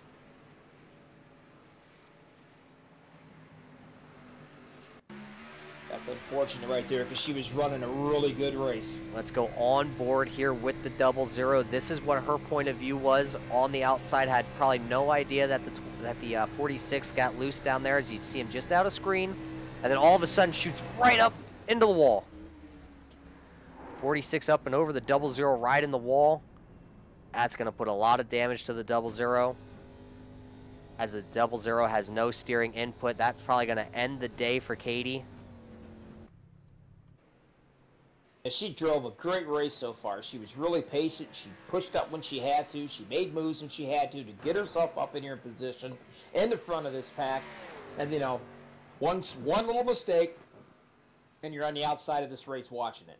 The 2 guys that are thankful for that yellow, though, Mark Vega in the 1, along with Robert Makova. They're going to get their laps back. Everybody down pit road, though. See the 18 of Kelly Milam back on the lead lap, hitting his pit stall. Still see the 00 of Katie just sitting there. Nothing she can do at this point. The 31 of Conley, he's coming into pit road. The guy who's going to lead him off pit road, though, that's going to be the 37 of Chris Brown. Then it's the 18. Then you see the 7 down and away.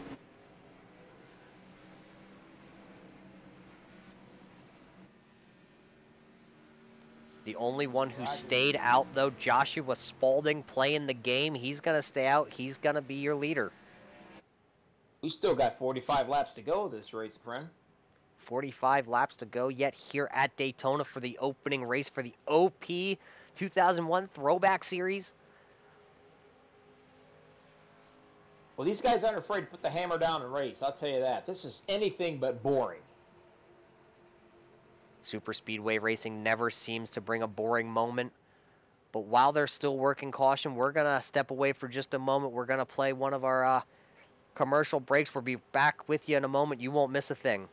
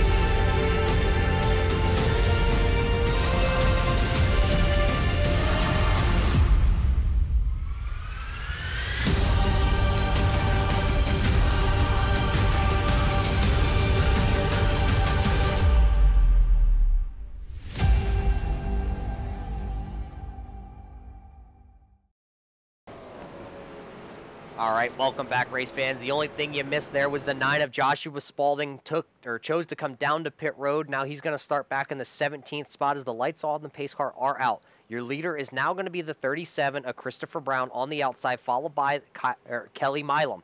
We talked to Kelly earlier. He got his lap back. He was one of those guys that had to battle hard to get back on the lead lap. Now he's back on the lead lap. He's going to start in second. The 7 of Forrest Sparks, he's going to be in your third place. The 40 of James Meyer, he's going to start in fourth. The 25 of Billy Basler, he's going to be right there in fifth. Now Doug Wasaki is going to be your sixth place. Cody Levette going to be in the seventh place. Patrick Seifert, eighth. Matt Rebelny in ninth. And Danny Vanezuela worked his way into the top 10 currently. And the rest of these cats are 1 to several laps down. We're about to get it wound back up as the pace car is about to dip in. We're about to go green flag racing again here at Daytona with the OP Racing. As you see, the green flag is now out, back to racing. Big check up there as you see the 5 almost getting to the back of the 10 car. But out front, you still got Kelly Milam there on the outside. Nobody to draft with him right now as all the lap cars there on the inside are nose to tail. Well, right now, he's probably got one thing on his mind, and that is stay away from me, let me get some laps down. You guys go on and get your lap back. I don't have any more fast repairs as we talk to him. He's just trying to keep his nose clean. As you can see, that number 7 coming up there in a Hooters car, a Forrest Sparks just gave him a nice little shove. And actually, somebody who blinked out on my screen, but who is now back, that's the 37. That's Christopher Brown. He was your leader. He's still your leader. He ducked down in front of that Pennzoil car right there. The Pennzoil car, we're not sure that's the 23? That's the 23 machine of Tanner Twos. He's a lap down. You see David Gainforth right there also. Oh, the 10 car spinning.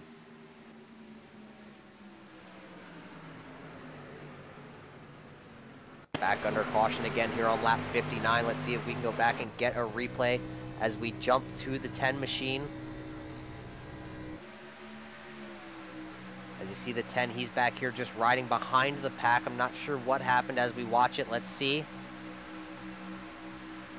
Looks like the 17 goes to the... Oh, the 5 just gets into the back of the 10, spins him around, almost go... Oh, and then he gets into the 42 of Danny Vanezuela. It sends Danny around, going to the inside, sliding through the grass of the 42. So the 10 gets spun first, then the 42 gets spun all by the same guy, and he drives away clean.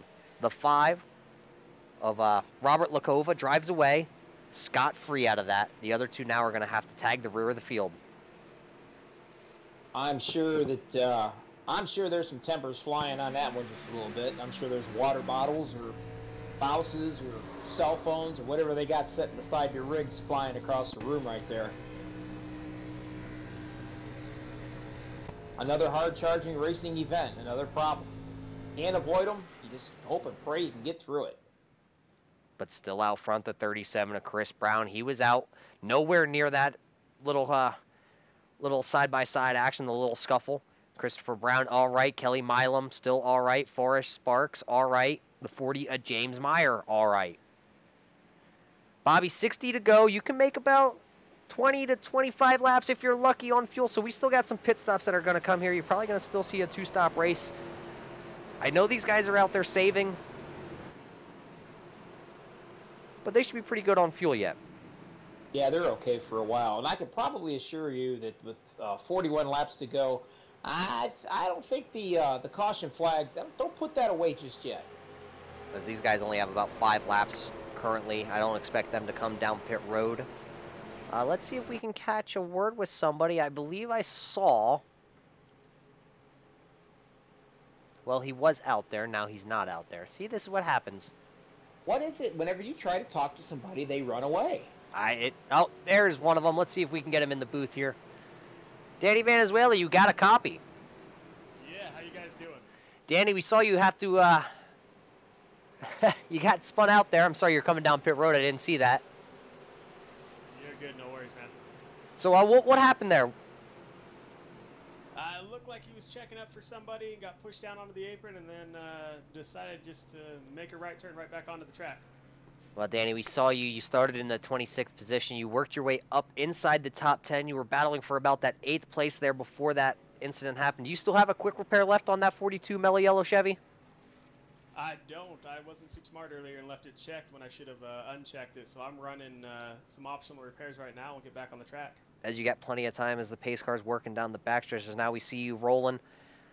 Is that 42 Chevy still going to be able to make its way through the field, or are you pretty much going to have to ride in the back now?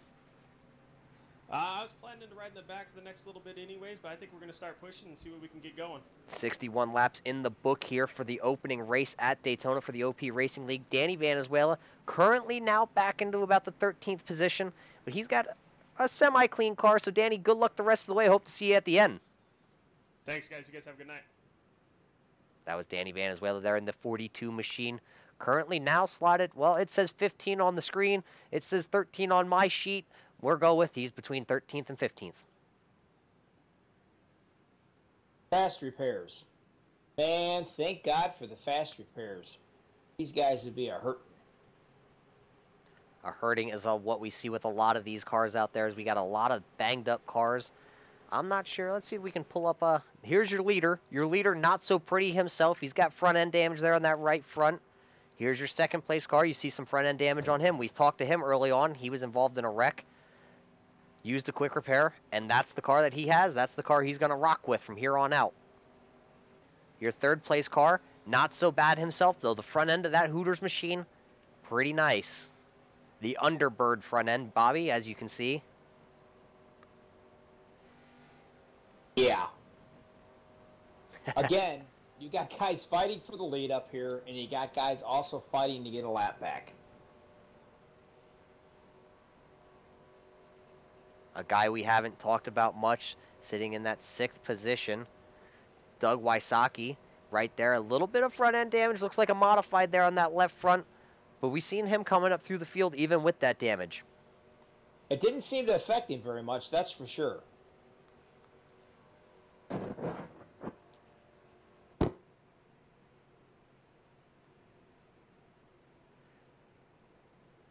Your leader, still the 37 machine.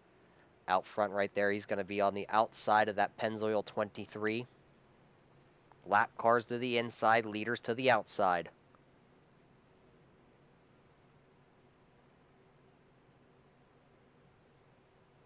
We're going to get tucked back up here nice and tight again.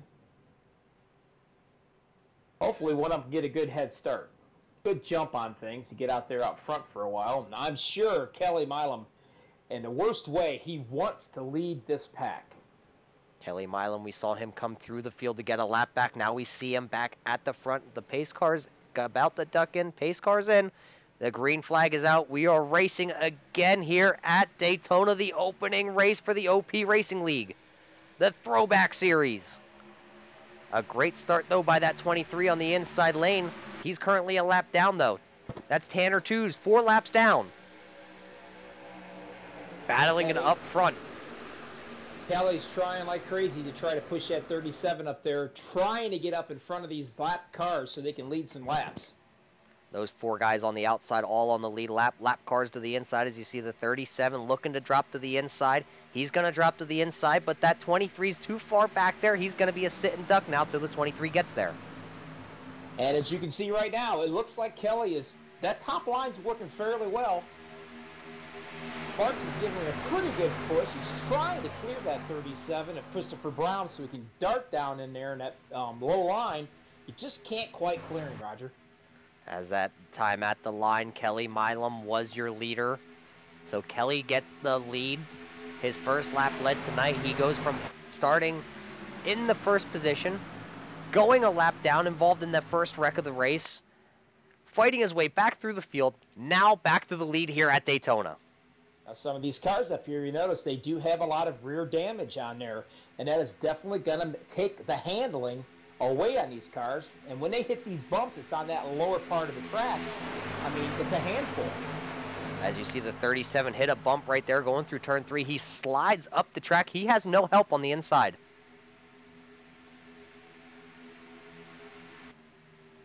See that 7 getting right up to the back bumper of that 18 as they cross the line. Kelly Milam leading another lap here at Daytona. Looks like Kelly may have got the 37 of Christopher Brown. You know, he doesn't have him clear. Christopher's fighting right back up on that inside again. Christopher's keeps hitting that yellow line, swerving up and down the track, but he's able to keep pace with the 18 through turn 1 and 2 as they work down the backstretch. The 18 tries to side draft that 37. Finally, the 23 to the back bumper there of the 37, trying to push him down the backstretch. Sparks is right underneath Kelly's rear end too, trying to get him, pushing him up there. They're stuck side by side, and I know that Kelly does not want to be in that position. Kelly does not want to be side by side for the lead, as we've seen a couple crashes coming off turn 3, 4. When they hit the bumps, those inside cars, they get loose, they drift high, and then there's nowhere for the outside guy to go other than into the wall. Kelly does not want to be wrapped up in one of those incidents here. As you see that 37 getting a little bobbly on that inside lane like we were just talking about. Then back there, number 40 right there, James Mayer, and 25, Bill Bessler, I believe. They're just sitting right there waiting to see what these guys are going to do up here. James Mayer came from the 21st position, now in that 4th position in that Pepsi 40 on the outside. And then you said the 25 of Bill Bessler right there. Started 25th, in the 25, now 5th. As you can see, 7 right there of Sparks gave one heck of a push to Kelly in that 18 up there. And he got him ahead of the 37, but you don't see him dropping down to that low line yet. That 18 working well with the 7, both of them on the outside lane. They are controlling the field as the 37 loose up the track again. Bobby, I'm sure the 18 wants to get away in the worst way, but has nowhere to go, relying on that 7 of Forrest to push him. Well, I can tell you right now, these cats got white knuckles and their butt cheeks are actually clenching together because they've got to be nervous as can be the way these cars are bouncing all around up here. They cannot afford to be taken out anymore. A lot of these guys used all their faster pieces. The 37 drifts high out of turn 4, but they're all right. They gather them up. Nothing hurt. The 7 giving a great shot through the tri-oval, though, to the 18, getting him out front at the line again. Kelly's going to lead another one. 5 laps now for Kelly led here tonight. He still stays up on that high side up there. I don't know, maybe if he thinks it's a little bit safer, that he might not get into any trouble with these guys on that lower line. I don't know, but he's staying up there. Before we had that yellow, everybody was spread out through through the field on the track. Now everybody's nose to tail again in traffic on the 101.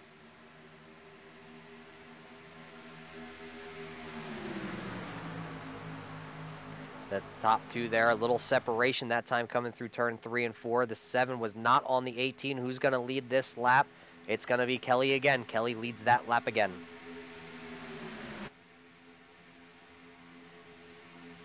And still, he decides to stay up on that high side. I think, Roger, honestly, I believe he's staying up there because I think that's his safest spot that he believes he can stay out of any kind of a trouble that may happen. Being on the outside is definitely the safest spot. As you see, the 37 blinked out. The 37 who was on the inside lane is no longer there. That's checking the bottom lane up. Where is the 37, as the 37 has not returned yet on screen? Now there's a big crash. The 25, I wonder if that involves. The 38's involved, the 58. Now the 37 just blinked back in up front, so I don't know.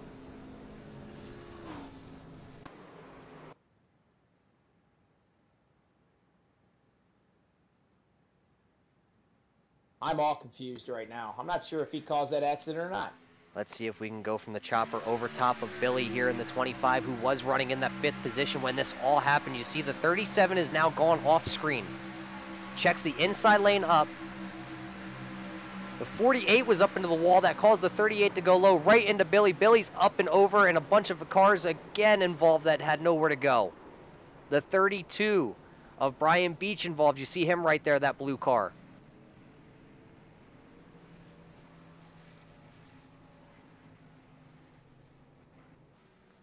You see Billy's now going to pull that onto pit road.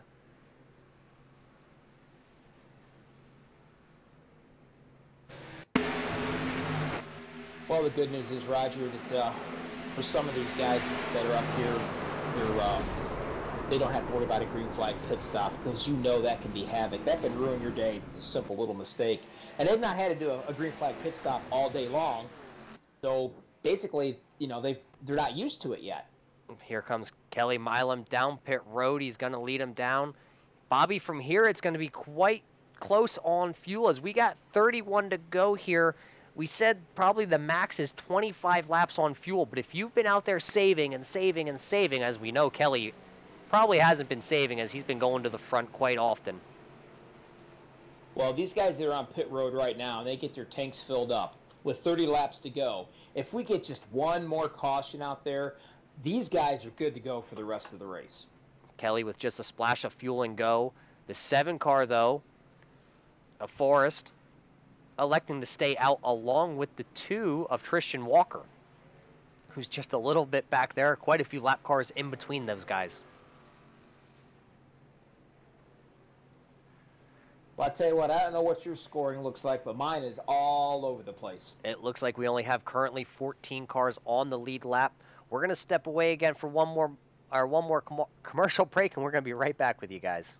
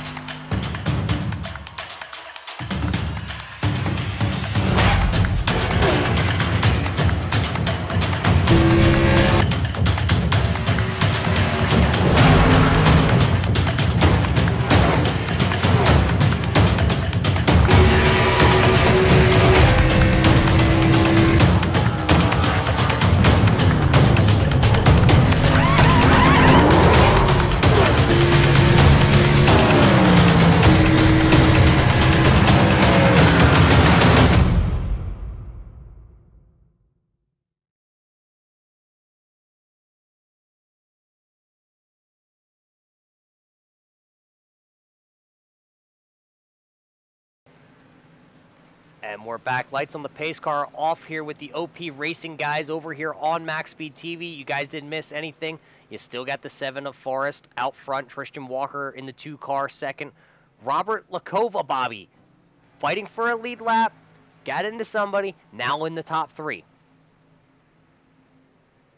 I'm thinking it probably Kelly Milam. I'm thinking he took 4 tires, Roger, and a full tank of fuel right there. So he's set for the rest of this race. He's only back there in the 6th position. He should have no problems motoring back up there to the front. Timing and scoring shows that Kelly Milam was only on pit road there for 6.5 seconds, so probably just fuel for Kelly, along with Doug Wysocki in the 45, who's 7th place. He only took fuel. John Meyer there in the 40 car, he took 4 tires and got some damage fixed. Danny Venezuela, who's now currently in the 9th position, he took 4 tires. And Christopher Brown in the 37, who blinked out there for quite a while going down the backstretch, who is blinking again. There he goes. Sitting in the 10th position. The 21 of Thomas Gould, he's going to be your 11th place. Travis McDaniel right there. The 87 car, he's 12th place. We just got them talking in the 9th position right now. Danny Venezuela, he said he was going to try to his motor way back up the front. Well, he's 3/4 of the way there right now with 28 laps to go. As we're waiting for that dreaded pace car to get off the screen so we can go back racing, as there he makes that left-hand turn, waiting on the green. The green flag is out. We are racing once again at Daytona. You see that 07 car there on the inside. That's Scott Bellum. He is a lap down in the 16th position. The 31 right there. Oh, you see the 17.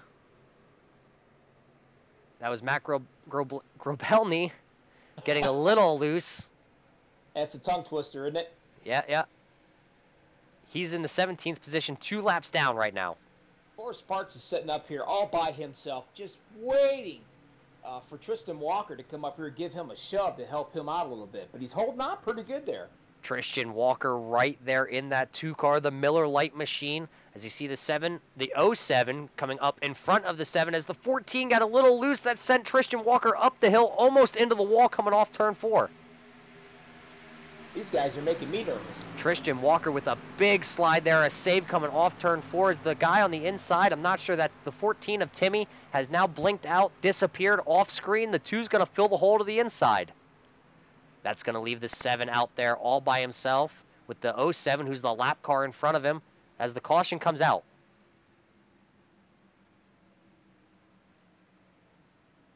The 14 of Timmy Trowbridge, sorry, up and over. As we saw him blink out right before this happened. Right. Yeah, something happened right there. I don't know if it was if it caused because of the blink out or what.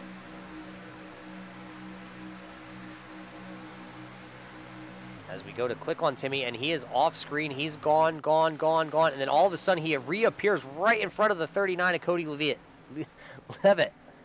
And that sends Timmy up on the wall, just sliding. Let's see if we can go and...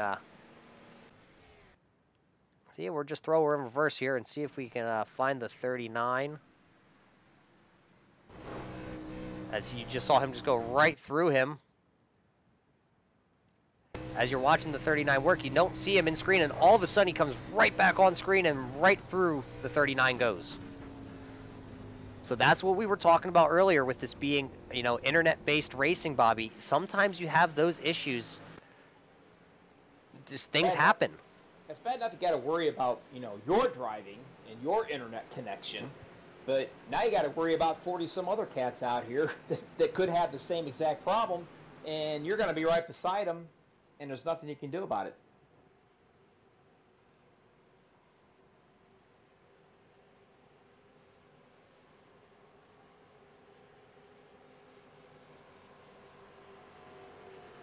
I see a guy out there in the team speak. We just saw that in-car camera from him. Let's see if we can get a hold of him. Cody, you got a copy. It's Roger and Bobby in the booth. Cody, we saw that little scare you had there. What did you see going through turn 3 and 4 as you were approaching that car? See, the thing is, I didn't see that car. And then all of a sudden it popped up on my screen, and then I saw it on my rearview mirror. Got a little 4X out of it, but I don't think any damage was done. Is that, you said you don't think any damage is done as we see you coming down pit road. Sorry to talk to you as you're coming into your pit. What kind of damage does it say you have currently on that 39 machine? Nothing. No damage for the 39 reported. Cody, are you out of your quick repairs here as we work lap 76? Yeah, I used mine in the first caution on lap 4. So, and just been riding out. So Cody Levitt, you heard it right there. It wrapped up in lap 4's caution, having to use his quick repair, now just buried, and it looks like he's going to be scored in the 10th position. Well, Cody, good luck the rest of the way. You got about 25 laps to go here. See if you can bring that car home in, well, I'd say one piece, but it ain't even in one piece now. Thanks, guys. That was Cody Levitt there in the 38 machine, or sorry, the 39. I'm used to seeing Cody out there in a 38 car.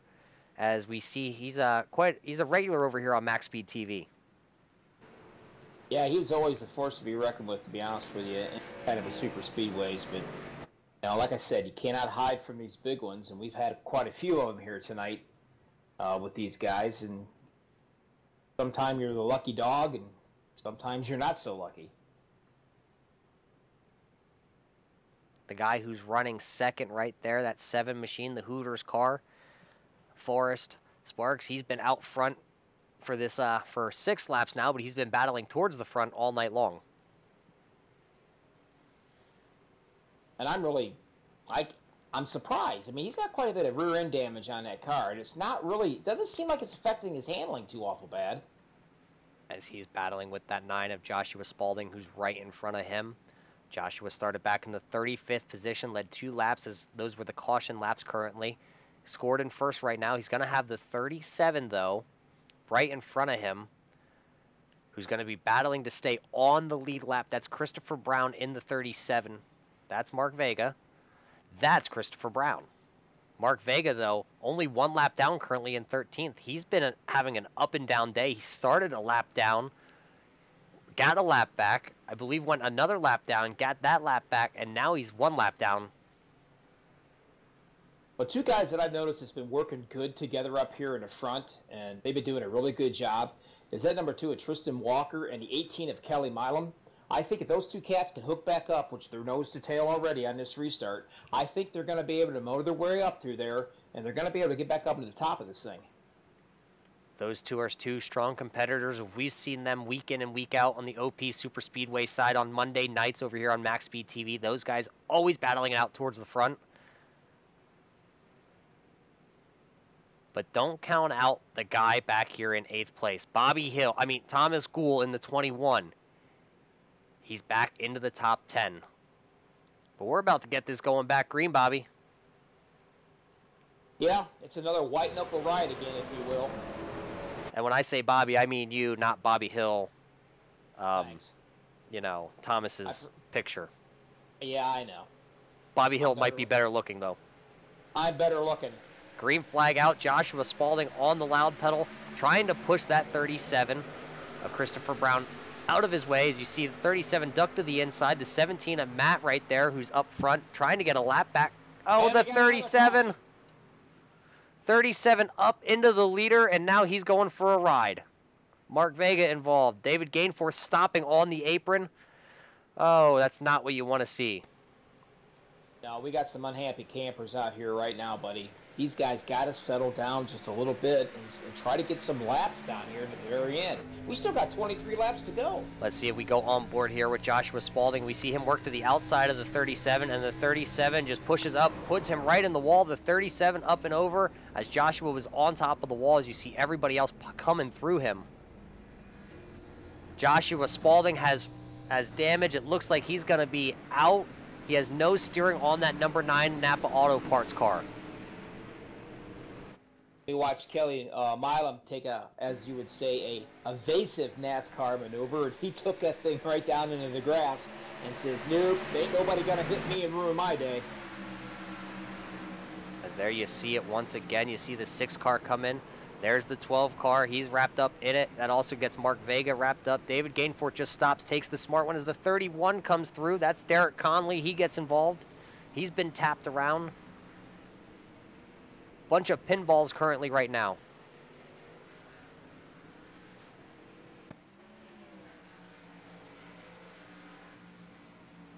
Bobby, that's going to take Joshua Spalding back to the 14th position as he's going to have to tow, I believe it is. Let's see if we can find him on track. I believe he is going to have to tow. Sitting in pit road, so he's going to have to tow it. That's going to put him a lap down. Easily. That's going to pretty much take him out of this. He's completely out of the contentions right now by somebody else's mistake, and that's the problem you have in Super Speedway. That's the problem when you put the lap down cars on the inside, but that's going to hand the lead over now, well, hand the lead back over to Forrest Sparks in that 7. Tristan Walker is going to be right there in the 2nd position. Kelly Milam in the 3rd position.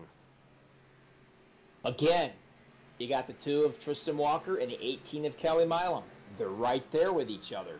I'm telling you, these two guys are going to get their heads on together, and it's going to be between these two guys if they don't get caught up in any kind of incidents, because they are working really well together. I don't know if they're teammates or not, but they just seem to really work good together here. I just saw the 45 of Doug Wysocki come down pit road. He was running in the top 5 at that time. He's coming down to pit, Bobby. You can make it from here on fuel, hands down, not an issue. Those other guys, like Sparks, Walker, Milam, German, they're all out there trying to make it from the last yellow. Saving fuel under caution is what their game plan is now. Let's see if we can go on board with the 7 and see if we can see and hear what he's doing. You can hear the motor running. So he's not turning that 7 machine off, trying to save as much as he can. As you see him rocking right about 5,000 RPMs, 6,000 RPMs. Yeah, he's not shutting that motor off and coasting and saving that fuel. It's a possibility these guys may think with 21 laps to go that we probably going to see maybe one more caution, and then you ain't going to have to save anything. You'll be fine. Let's see if we can get a hold of that 7 machine. Forrest, you have a copy. It's Roger and Bobby in the booth. I got you loud and clear. Well, Forrest, we see you out front. Unfortunately, the lead was handed to you there when that caution came out, when the 37 came up into the 9 of Joshua Spalding. Do you have enough fuel the rest of the way from here? It's going to be close. My calculator here is saying I'm going to be probably within half a lap. half a lap for the 7 machine, but that's while we're running under caution right now. As we're on board with you, it doesn't seem like you're trying to save too much fuel. I'm putting it in neutral, so I am saving some fuel. I pop it into fourth, so I don't run the high RPMs, and then I pop it back into neutral. Well, try and keep that 7 car out there out front. That, I'd say, is probably the cleanest and the safest spot to be, but we've seen some yellows happen there, taking out the leaders tonight with those lap cars. Is that kind of an issue here? I'm not sure yet. It's kind of been a toss-up, especially last night it was a toss-up as well. Well, hey, you're out front right now. Try and keep that underbird out front and clean the rest of the way, as you're going to come back to green with 19 to go. Good luck the rest of the way. Thank you. There you heard it from your leader. He's about a half a lap good on fuel, so he's going to try and send it the rest of the way. He's at about a half a lap or so on fuel, and it looks like probably the two of Tristan Walker and 18 of Kelly Milam. Possibly they could be all sitting there in the same exact problem they got. So this is going to be really interesting right here if we go caution-free with 19 more laps to go in this. I would rattle off all the cars that are off track, but it would take me all day, because I'm going to say about half the field is off the track right now, off the pace. We have a handful of guys 1 lap down, a couple guys 2 laps down, and then Tanner Twos, who's out there, is 7 laps down. That leaves, I believe, it's 22 cars on track currently out of the 42 cars that took the green here tonight. It's been a rough one. It's been a wild one. And I got a feeling, Roger, it's not over yet. It is going to even get more wild here towards the end of this race. I know for a fact that Kelly Malin, he can taste a victory. He's fought his way from being all the way down. He's come all the way back up here. And he's got a great guy up there in front of him there, Tristan Walker. Watch these two cats work together here and see what they do. As we're going to work one more caution lap here. That's going to give a couple guys that were a lap down there, they're going to duck into the pits. They're going to top those cars off with fuel. That's the 101 of David Gainforth. He comes down pit road. See him right there. They also added that extra caution lap into there. Now basically, I'm pretty sure that Forrest Sparks is probably no longer sweating bullets. He may have enough to go all the way for sure now. David Gainforth in that 101, that Kodiak car, he showed 2 laps down in the 15th spot. So even though he's 2 laps down, still has a top 15 right now. Nobody else 2 laps down as Brian Beach, who's in front of him in that 32 machine, scored his 14th. He's 1 lap down. And Christopher Brown is showed 3 laps down in the 16th spot. So there's nobody he is racing. Well, right now, with going to be 18 laps to go, the top 11 guys that's on the lead lap, it's still anybody's race right now, Roger. Anybody's race, that is for sure. As the lap cars are still going to be working to the inside. The 38 right there, Patrick Seifert, he is a lap down. He's 3 laps down. He's going to be the first guy on the inside lane with those guys. The 707, that's Scott Bellum. He's going to be 1 lap down.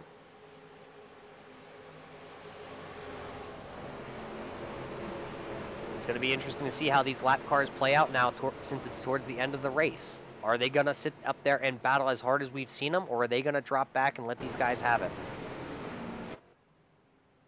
The right thing to do would for them to be back out of it here, but you still got, some of these guys only have just 1 lap they got to get back. We've got 19 laps to go in this thing.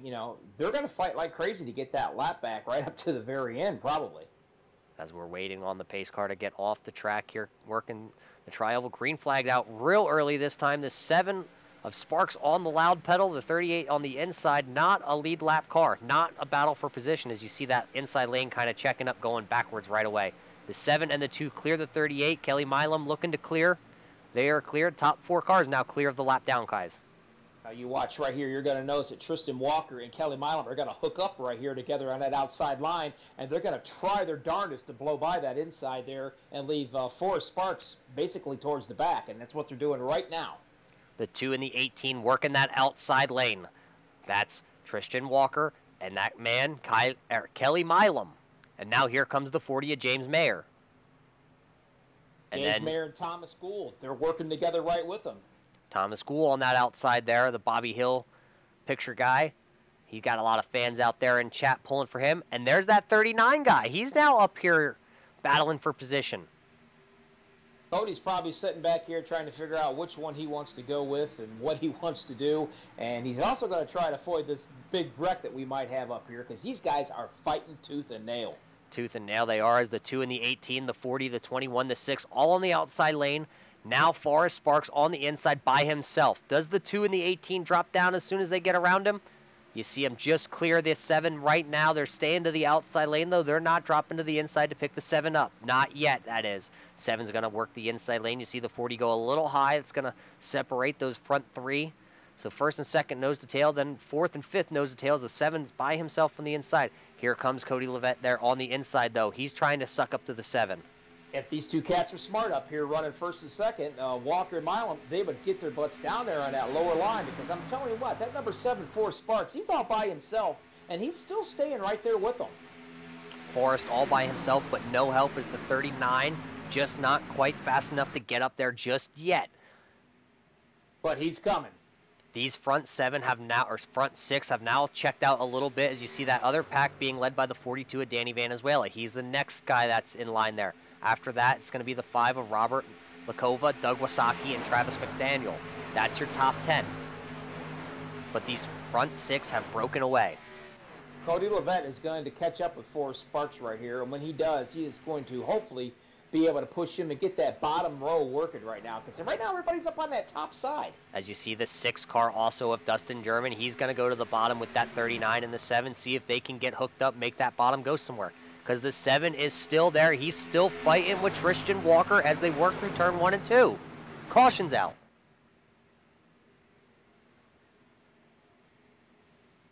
The 17 of Matt Grobelny, you see him turned around there in turn 2. Let's see if we can go back and see what happened. Cody was just getting to the bumper of Forrest Sparks right there, too.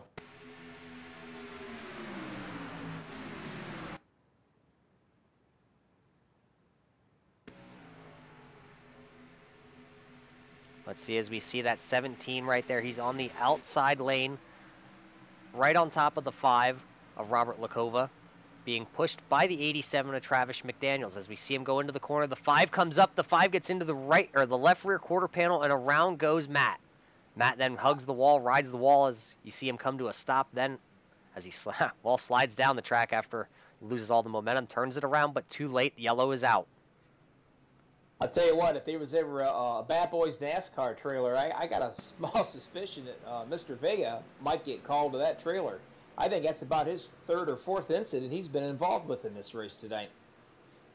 You're talking about the 5 of Robert Lakova, currently scored in the 8th position. He's been the lucky guy. Yes. He's been the lucky guy on all these little bumps. I don't know if it's good luck or if it's bad luck.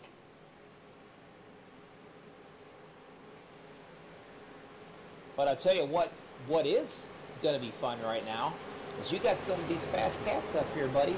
You got the first, well, for sure, for a fact, you got the first 7 guys up here that they're hungry and they all can go for this win and they all have a chance to win.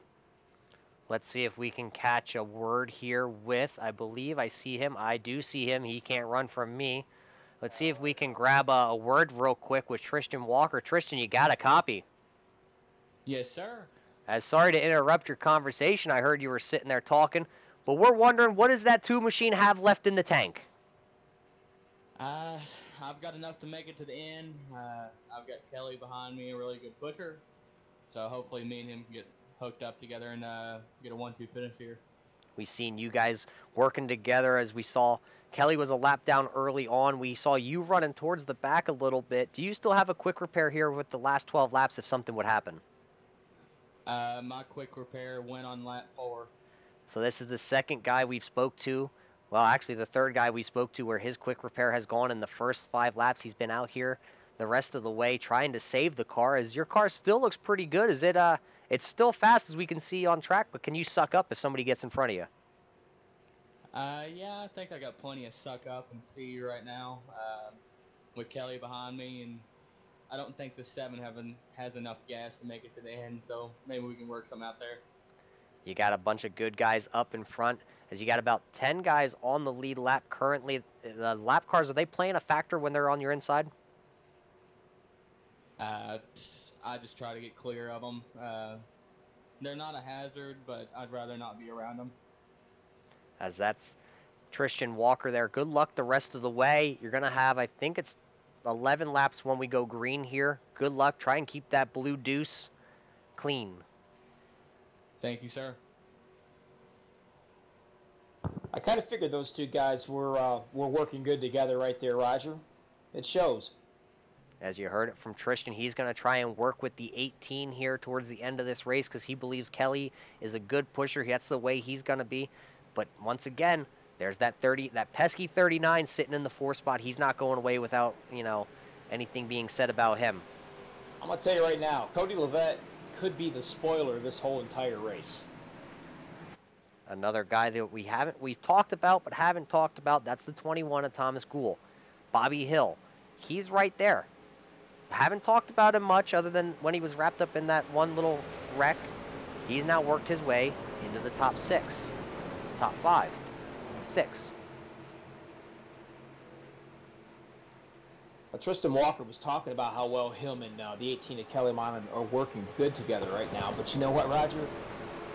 Pretty soon, it's going to be like 11 laps or 10 laps to go or whatever here at the line when we actually get the green flag.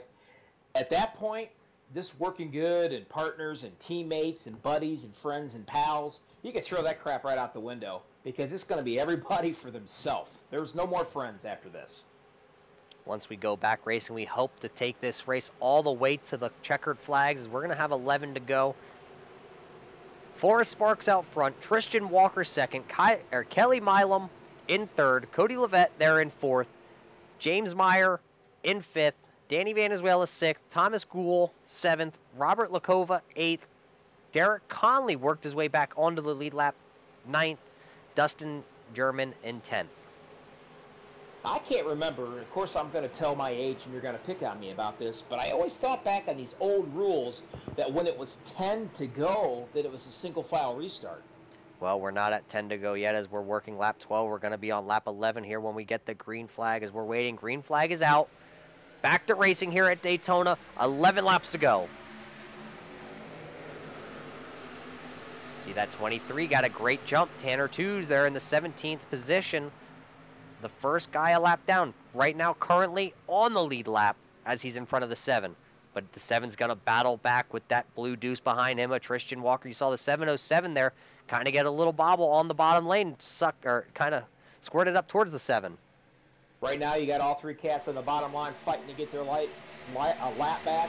And you got 4 cats on the top side, or 5 cats now on the top side right here. They're trying to race for the win.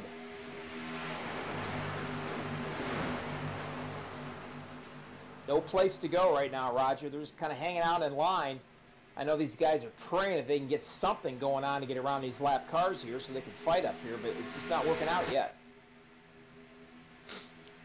Forrest Sparks still in the lead. Tristan Walker, Kelly Milam, Cody Levitt, all nose to tail out there on the outside. Trying to work around these lap cars as the 23 of Tanner Twos there on the inside. Followed by the 07 of Scott Bellum, and then the 1 of Mark Vega. The 42 of Danny Valenzuela also now to the inside, trying to come through the field at the end of this. And these inside cars right here that are a lap down, they're actually doing Forrest Sparks a favor up there because they're holding everybody behind Forrest, and basically he can just hold that line right there. We have another yellow out on the track.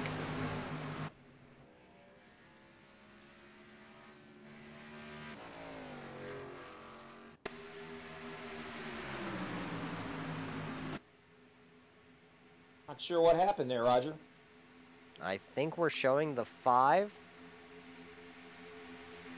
of Robert Lakova involved in another incident here, but is iRacing lying to us? We know the servers have been a little wonky. Mac Robelny right up the track into the nose of the 5. Robelny is up and over. He is gone. The 5, tons of damage.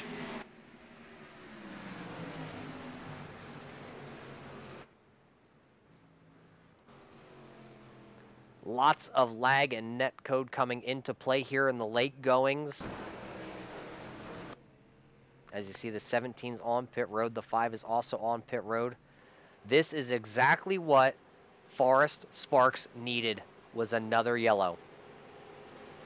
More laps being taken off. Closer to the end of the race on fuel he's going to be now. Yeah, I'm pretty sure when we interviewed Trustin Walker there, he was a little concerned if the 7 had enough fuel or not. Well, I'm pretty sure he knows now he's good to go the rest of the way. Don't mind the black screen that just flashed. We're still here with the OP guys. The inaugural race for the Throwback Series at Daytona, the old Daytona. Now my question comes up again, Roger. The old rule package, if it was 10 to go, it was a single file restart. Did they implement that into this race here this evening? Well, we're going to find out once we get closer to the end of this caution. Right now, we're still working. The lap cars are still on the inside. There's your top 5 at the top of the screen. Sparks, Walker, Milam, Levet, Venezuela, now in the top 5. Anybody in the top 5 could win. Anybody in the top 10. 6th place is the 40 of James Meyer. The 21 of Thomas Gould right there in 7th. Dustin German in the 6th car in 8th place. Travis McDaniel, haven't talked about him much. In the 87, he's in 9th place. Garrett Grant, have not talked about that guy at all tonight. The 10 machine of Garrett sitting right there in the 10th position. Started out back in the 36th position. Boris Sparks right now is probably the only guy on this track is praying to God it's a double file restart. Because like I said earlier, it's keeping the 2 of Tristan Walker and the 18 of Kelly Milam behind him because they can't go on that bottom lane because it's full of lap cars. So that's going to work out in his favor, and he's going to be smiles from ear to ear if it's not a single file restart. If it is a single file restart, you better look out because these 2 cats will hook up together and they will blow by him if they can. Now the question is the wild card 2, the 2 that we haven't seen run over here with OP before, the 39 of Cody Levet and the 42 of Danny Valenzuela. Where do they go? Do they team up? Do they go with Milam? Not sure where they're going to go, who they're going to hook up with. So it's going to be interesting in these closing laps. Who goes with who?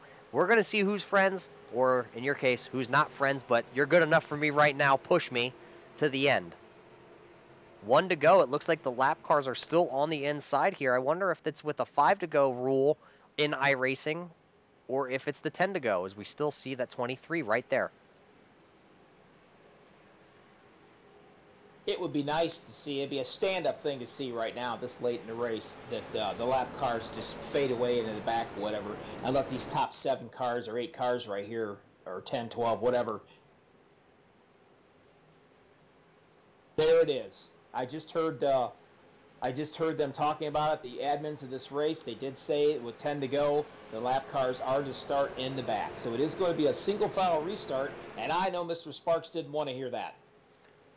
So we're going to go back racing with 6 to go, Bobby. We know anything under 5 to go, that's going to be the end of it. So Forrest Sparks is going to want to get away from the 2, the 18, the 39, the 42 as fast as they can. Or as fast as he can get away from these guys. You better believe he wants to. He wants to be able to get a jump on them. I mean, he's proven he could run by himself with no help. And he stayed up there by himself with no help on that inside line before. He just needs to get a good jump and go through the gears and do not miss a gear or spin your tires. Because if you do, the 2 and the 18 and the 39, they will drive right by him. So he's got a little pressure on him right now. He needs to get off to a good, quick restart. Well, this is going to be the first restart of the year with under 10 to go. Just a straight-up single file, no lap cars in the way. Let's get this Mustang off the track. Let's get these babies wound back up. Mustang's off the track. Green flag's out. The 2 is on the back bumper of the 7 early. He is pushing. Now they separate a little bit as they go across the line. Did a good job going through the gears. He didn't spin anything out. But again, you've got that 2 right there, Tristan Walker. He's all over Sparks' tail right there, and he's wanting to make a move. And if he does, the 18 is probably going to go with him. The 2 and the 18 looking to the outside. The 39 of Cody coming to the inside, though. He's got Danny Valenzuela in that 42. But then here comes the 40 of James on the outside. They see the 39 get to the back bumper of the 7. There's more cars working down the inside lane as the 21's around. Off the track. Caution out again. I'm not sure if we're going to be... Are we going to be able to get this back going? I'm not sure. I don't know. 6 to go. I don't know if we're going to get in this any more in or not. But I'll tell you right now, Tristan Walker's praying that we do not go back to the green flag.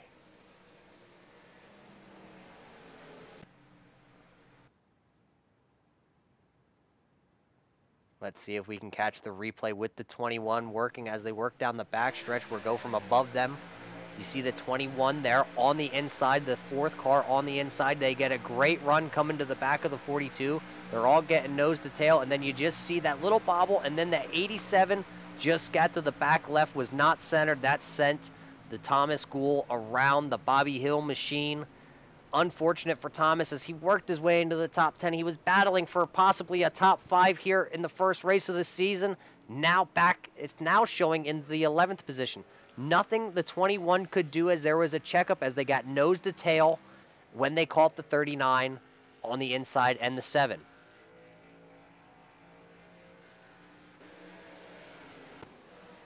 You know what? My calculations are going to be right here. We could have a green-white checkered.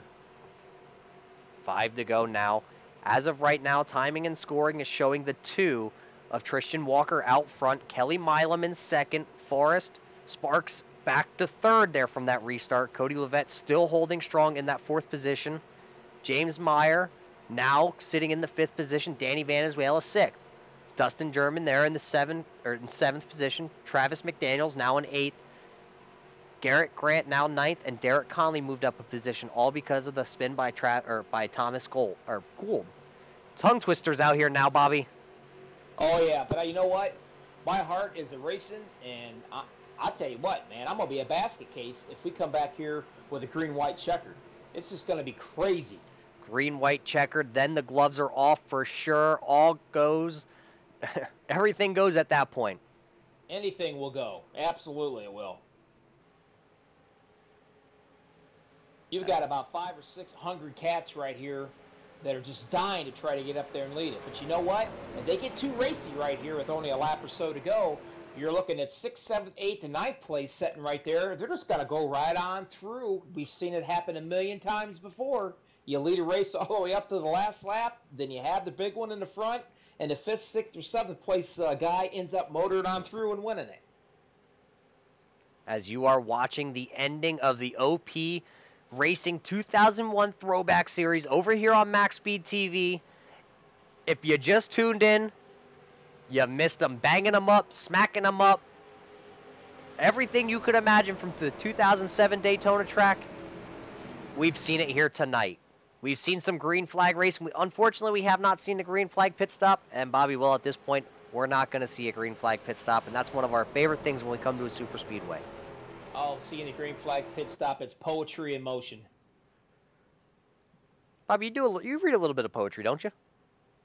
You know what? I tried a little bit, and my wife says, nah, don't quit your day job. So I stopped.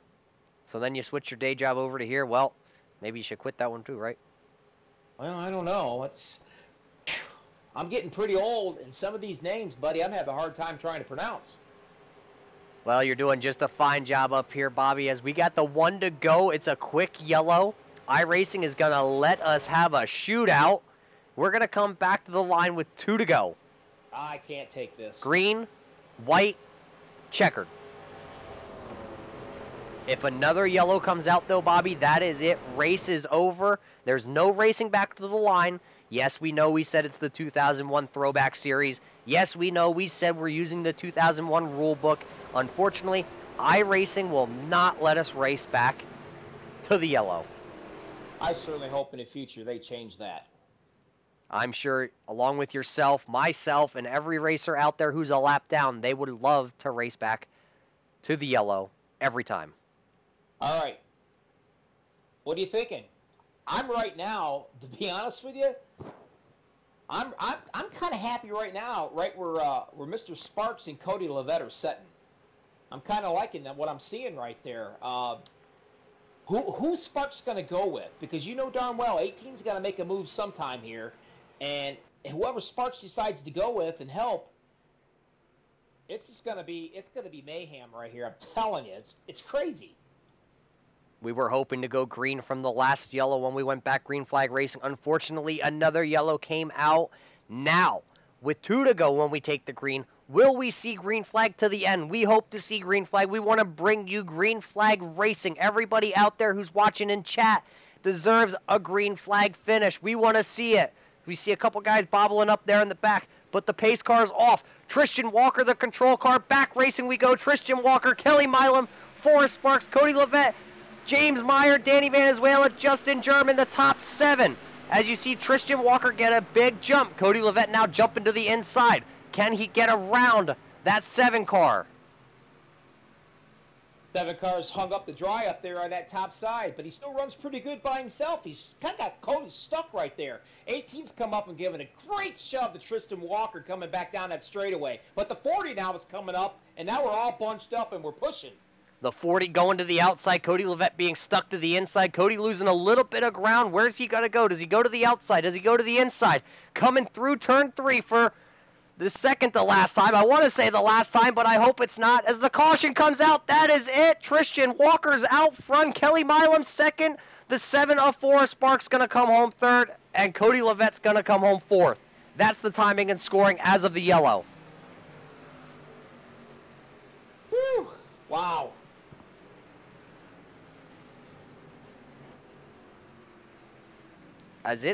I'm not sure. It's telling me that Thomas Gould is the crash. Let's go back, see if we can find it.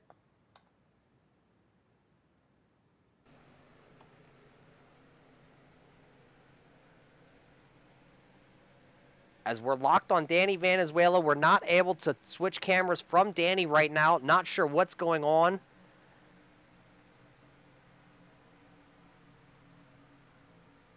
As I don't see anything with Danny. As you see the 6 car right there, the 87 getting into the back of the 6. That takes Danny. That takes Gould around 2.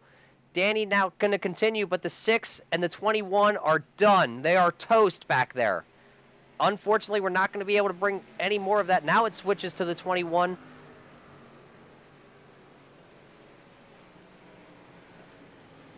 Man, that was kind of exciting.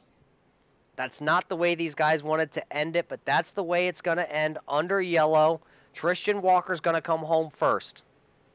Forrest Sparks second. Why we keep switching back to Thomas Gould, I'm not sure, but it keeps wanting to show Thomas. Across the line for the first time and the last time tonight, Tristan Walker's going to bring home the victory. Kelly Milam second, Forrest Sparks third.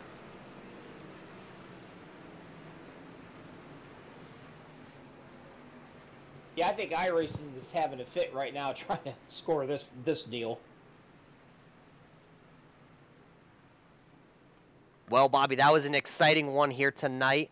Let's see if we can jump in and get a word with some of our competitors. I believe we have the top 3 out there in chat. We're going to be right back with your post-race interview here with the OP guys. Don't go anywhere. You don't want to miss what they have to say.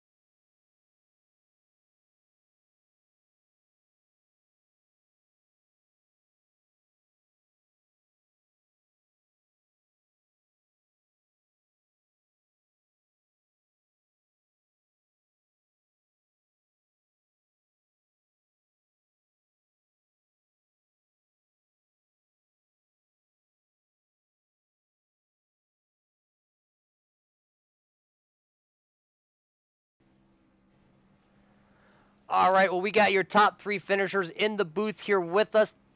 It was a rough one out here. We thought we were going to see a great finish there. Unfortunately, not what Kelly Milam want. Kelly, you got a copy? Yeah, I'm with you, man. Kelly, we talked to you earlier. You thought you had a car out here tonight that could win it, could take all their money from these guys. Unfortunately, you're going to bring it home third. What was the racing like towards the end of this? Caution field, right? Caution, Phil. We saw that on screen. Were you worried with those lap cars to the inside towards the end of this? No, not really worried. I told Tristan there that there'd probably be another caution and the lap cars would fall to the back, within 10, so we wouldn't have to deal with them. And it happened. And if they would have just went green, the rest of the way, I think I could have come up home a little bit closer towards the top there, but it just didn't happen. So, I'm happy with a third. Well, a third place finish is nothing to hang your head about on coming out of this first race here. Well, third place is good. You started first place. It's not, where you wanted to finish, but third's not bad. No, that's a good points night. Good points night for the 18 of Kelly Milam. Kelly, any shout-outs you got to give? Anybody you want to say hi to out there? Oh, yeah, teammates and, Alex and all of them for putting this league together, man, and you guys for broadcasting. Absolutely. We're here for you guys. We may pronounce your names wrong, but we're here for you. You guys put on a heck of a show tonight. Congratulations on your third place finish in that 18 machine. All right, thank you, man.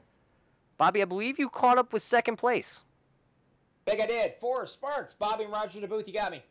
I got you loud and clear. I'm going to tell you what. Was you as nervous as I was watching the last couple laps of that race?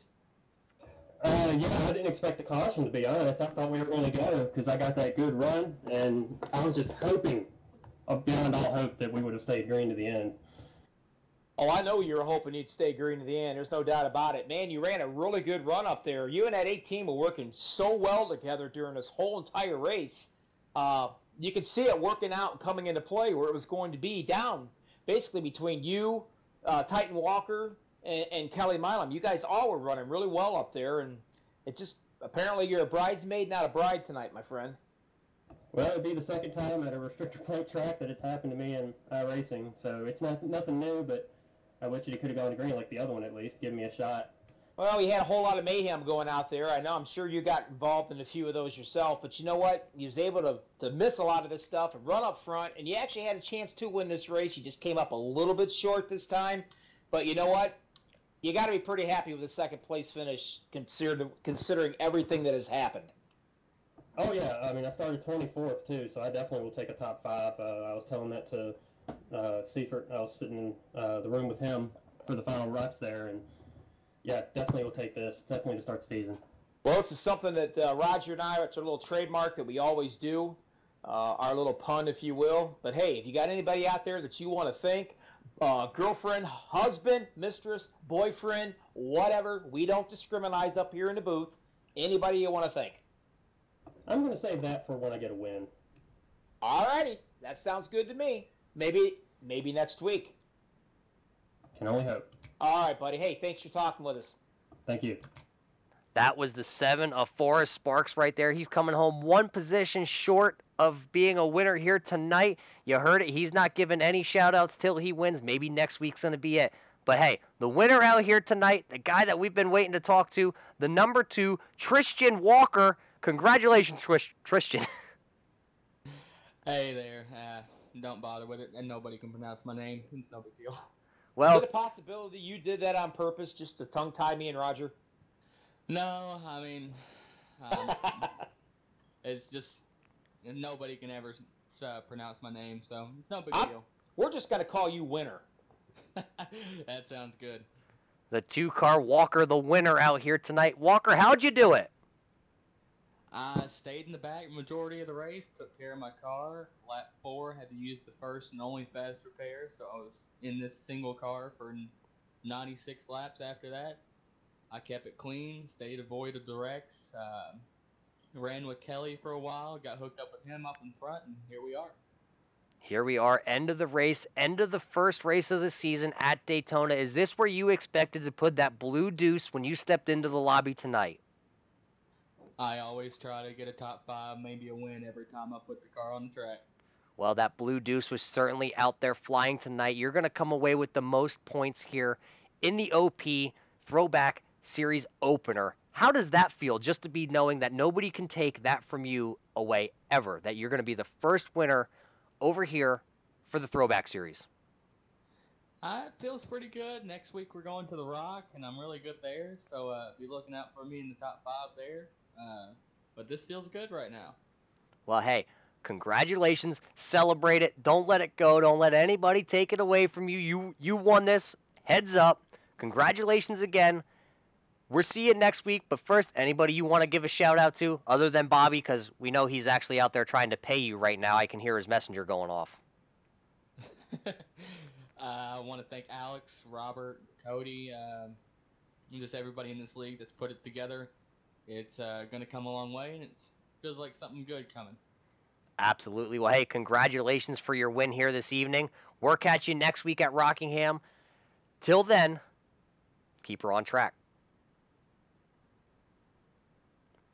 Well, Bobby, that's going to do it from Daytona here. What did you see from Daytona?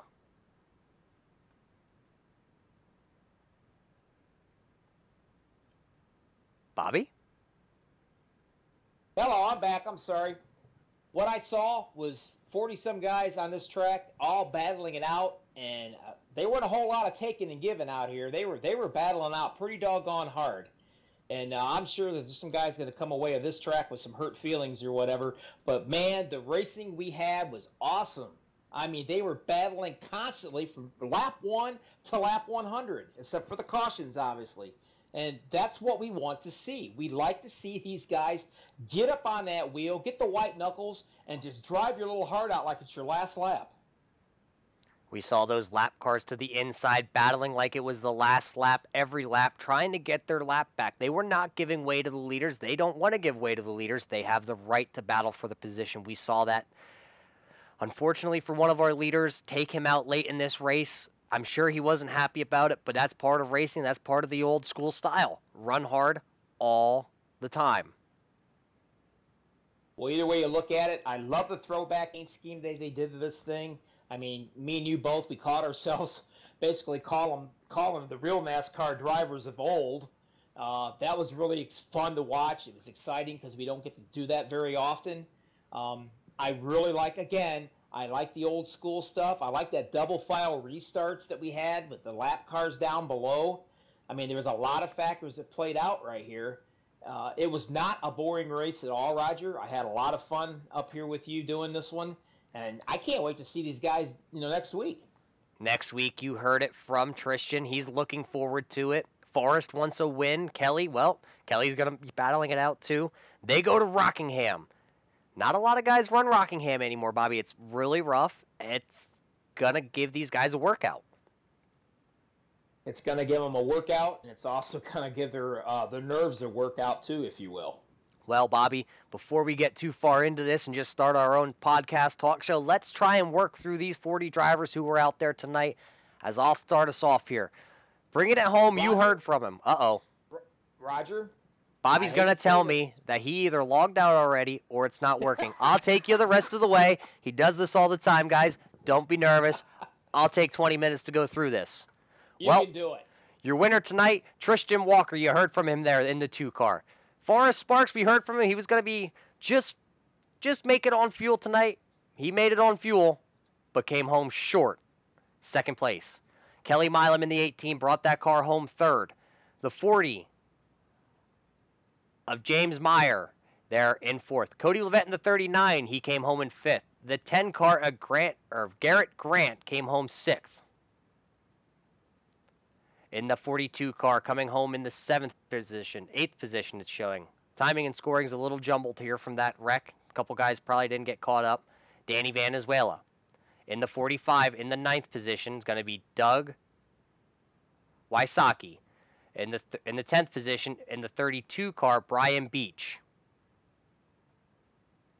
The 21 of Thomas Gould, you saw him wrapped up in a late race incident. He's going to come home 11th. Patrick Seaford. There in the 38, 12th. 13th position is going to go to the 23 of Tanner Twos. The 14th position is going to go to Robert Lakova. The 15th position is going to go to the 17 of Mac Robelny. The 18th position is going to go to the 14 of Timothy Truebridge. The 20th position Like I said, timing and scoring is all jumbled here from this wreck. Is going to go to Tony. Yep, like I said, it's all messed up. 22nd position is going to go to the 70 or the 87 of Travis McDaniels. And I'm just going to let it click through because this is all messed up here. It's not going to make sense. I'm going to babble on. So it's just going to scroll through. Bobby, what are you expecting to see next week once we go to Rockingham? Same thing that I saw today. I'm going to see about 40-some drivers out there all trying to get one piece of real estate, and that's worked way up to the front. These cats drive. I mean, you're going to be a lot of bumping. There's going to be a lot of pushing out of the way. And also, tires. Can't say enough about tire wear. This place just chews tires up and spits them out. That's what we're going to see next week at Rockingham. But that's going to be about it for us. I'm Roger Muth. That's Bobby Johnson. You just watched the OP Racing League, the throwback series from 2001 from Daytona on MaxSpeedTV. You know what? Till next time, knuckleheads, stay safe. We'll catch you next week. See ya.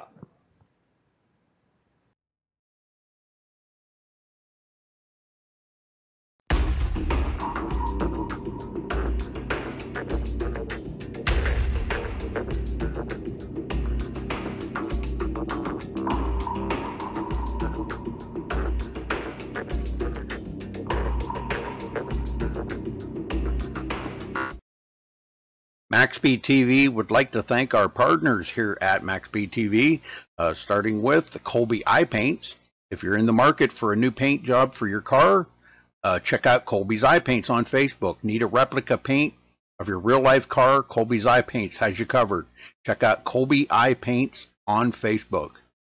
Also by Hershey Design. Hershey Design Company is your one-stop graphics shop. If you're in need of an iRacing paint, league, team, or business logo, or want the logo on some sweet swag, hit up Orion at the Hershey Design Company.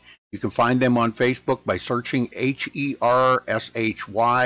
Design Company.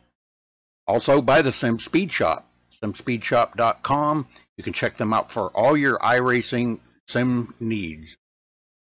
Ohio IndyCar League jumping on board this season with as an official sponsor of MaxSpeedTV. They are also accepting not just patrons from Ohio, but from all over.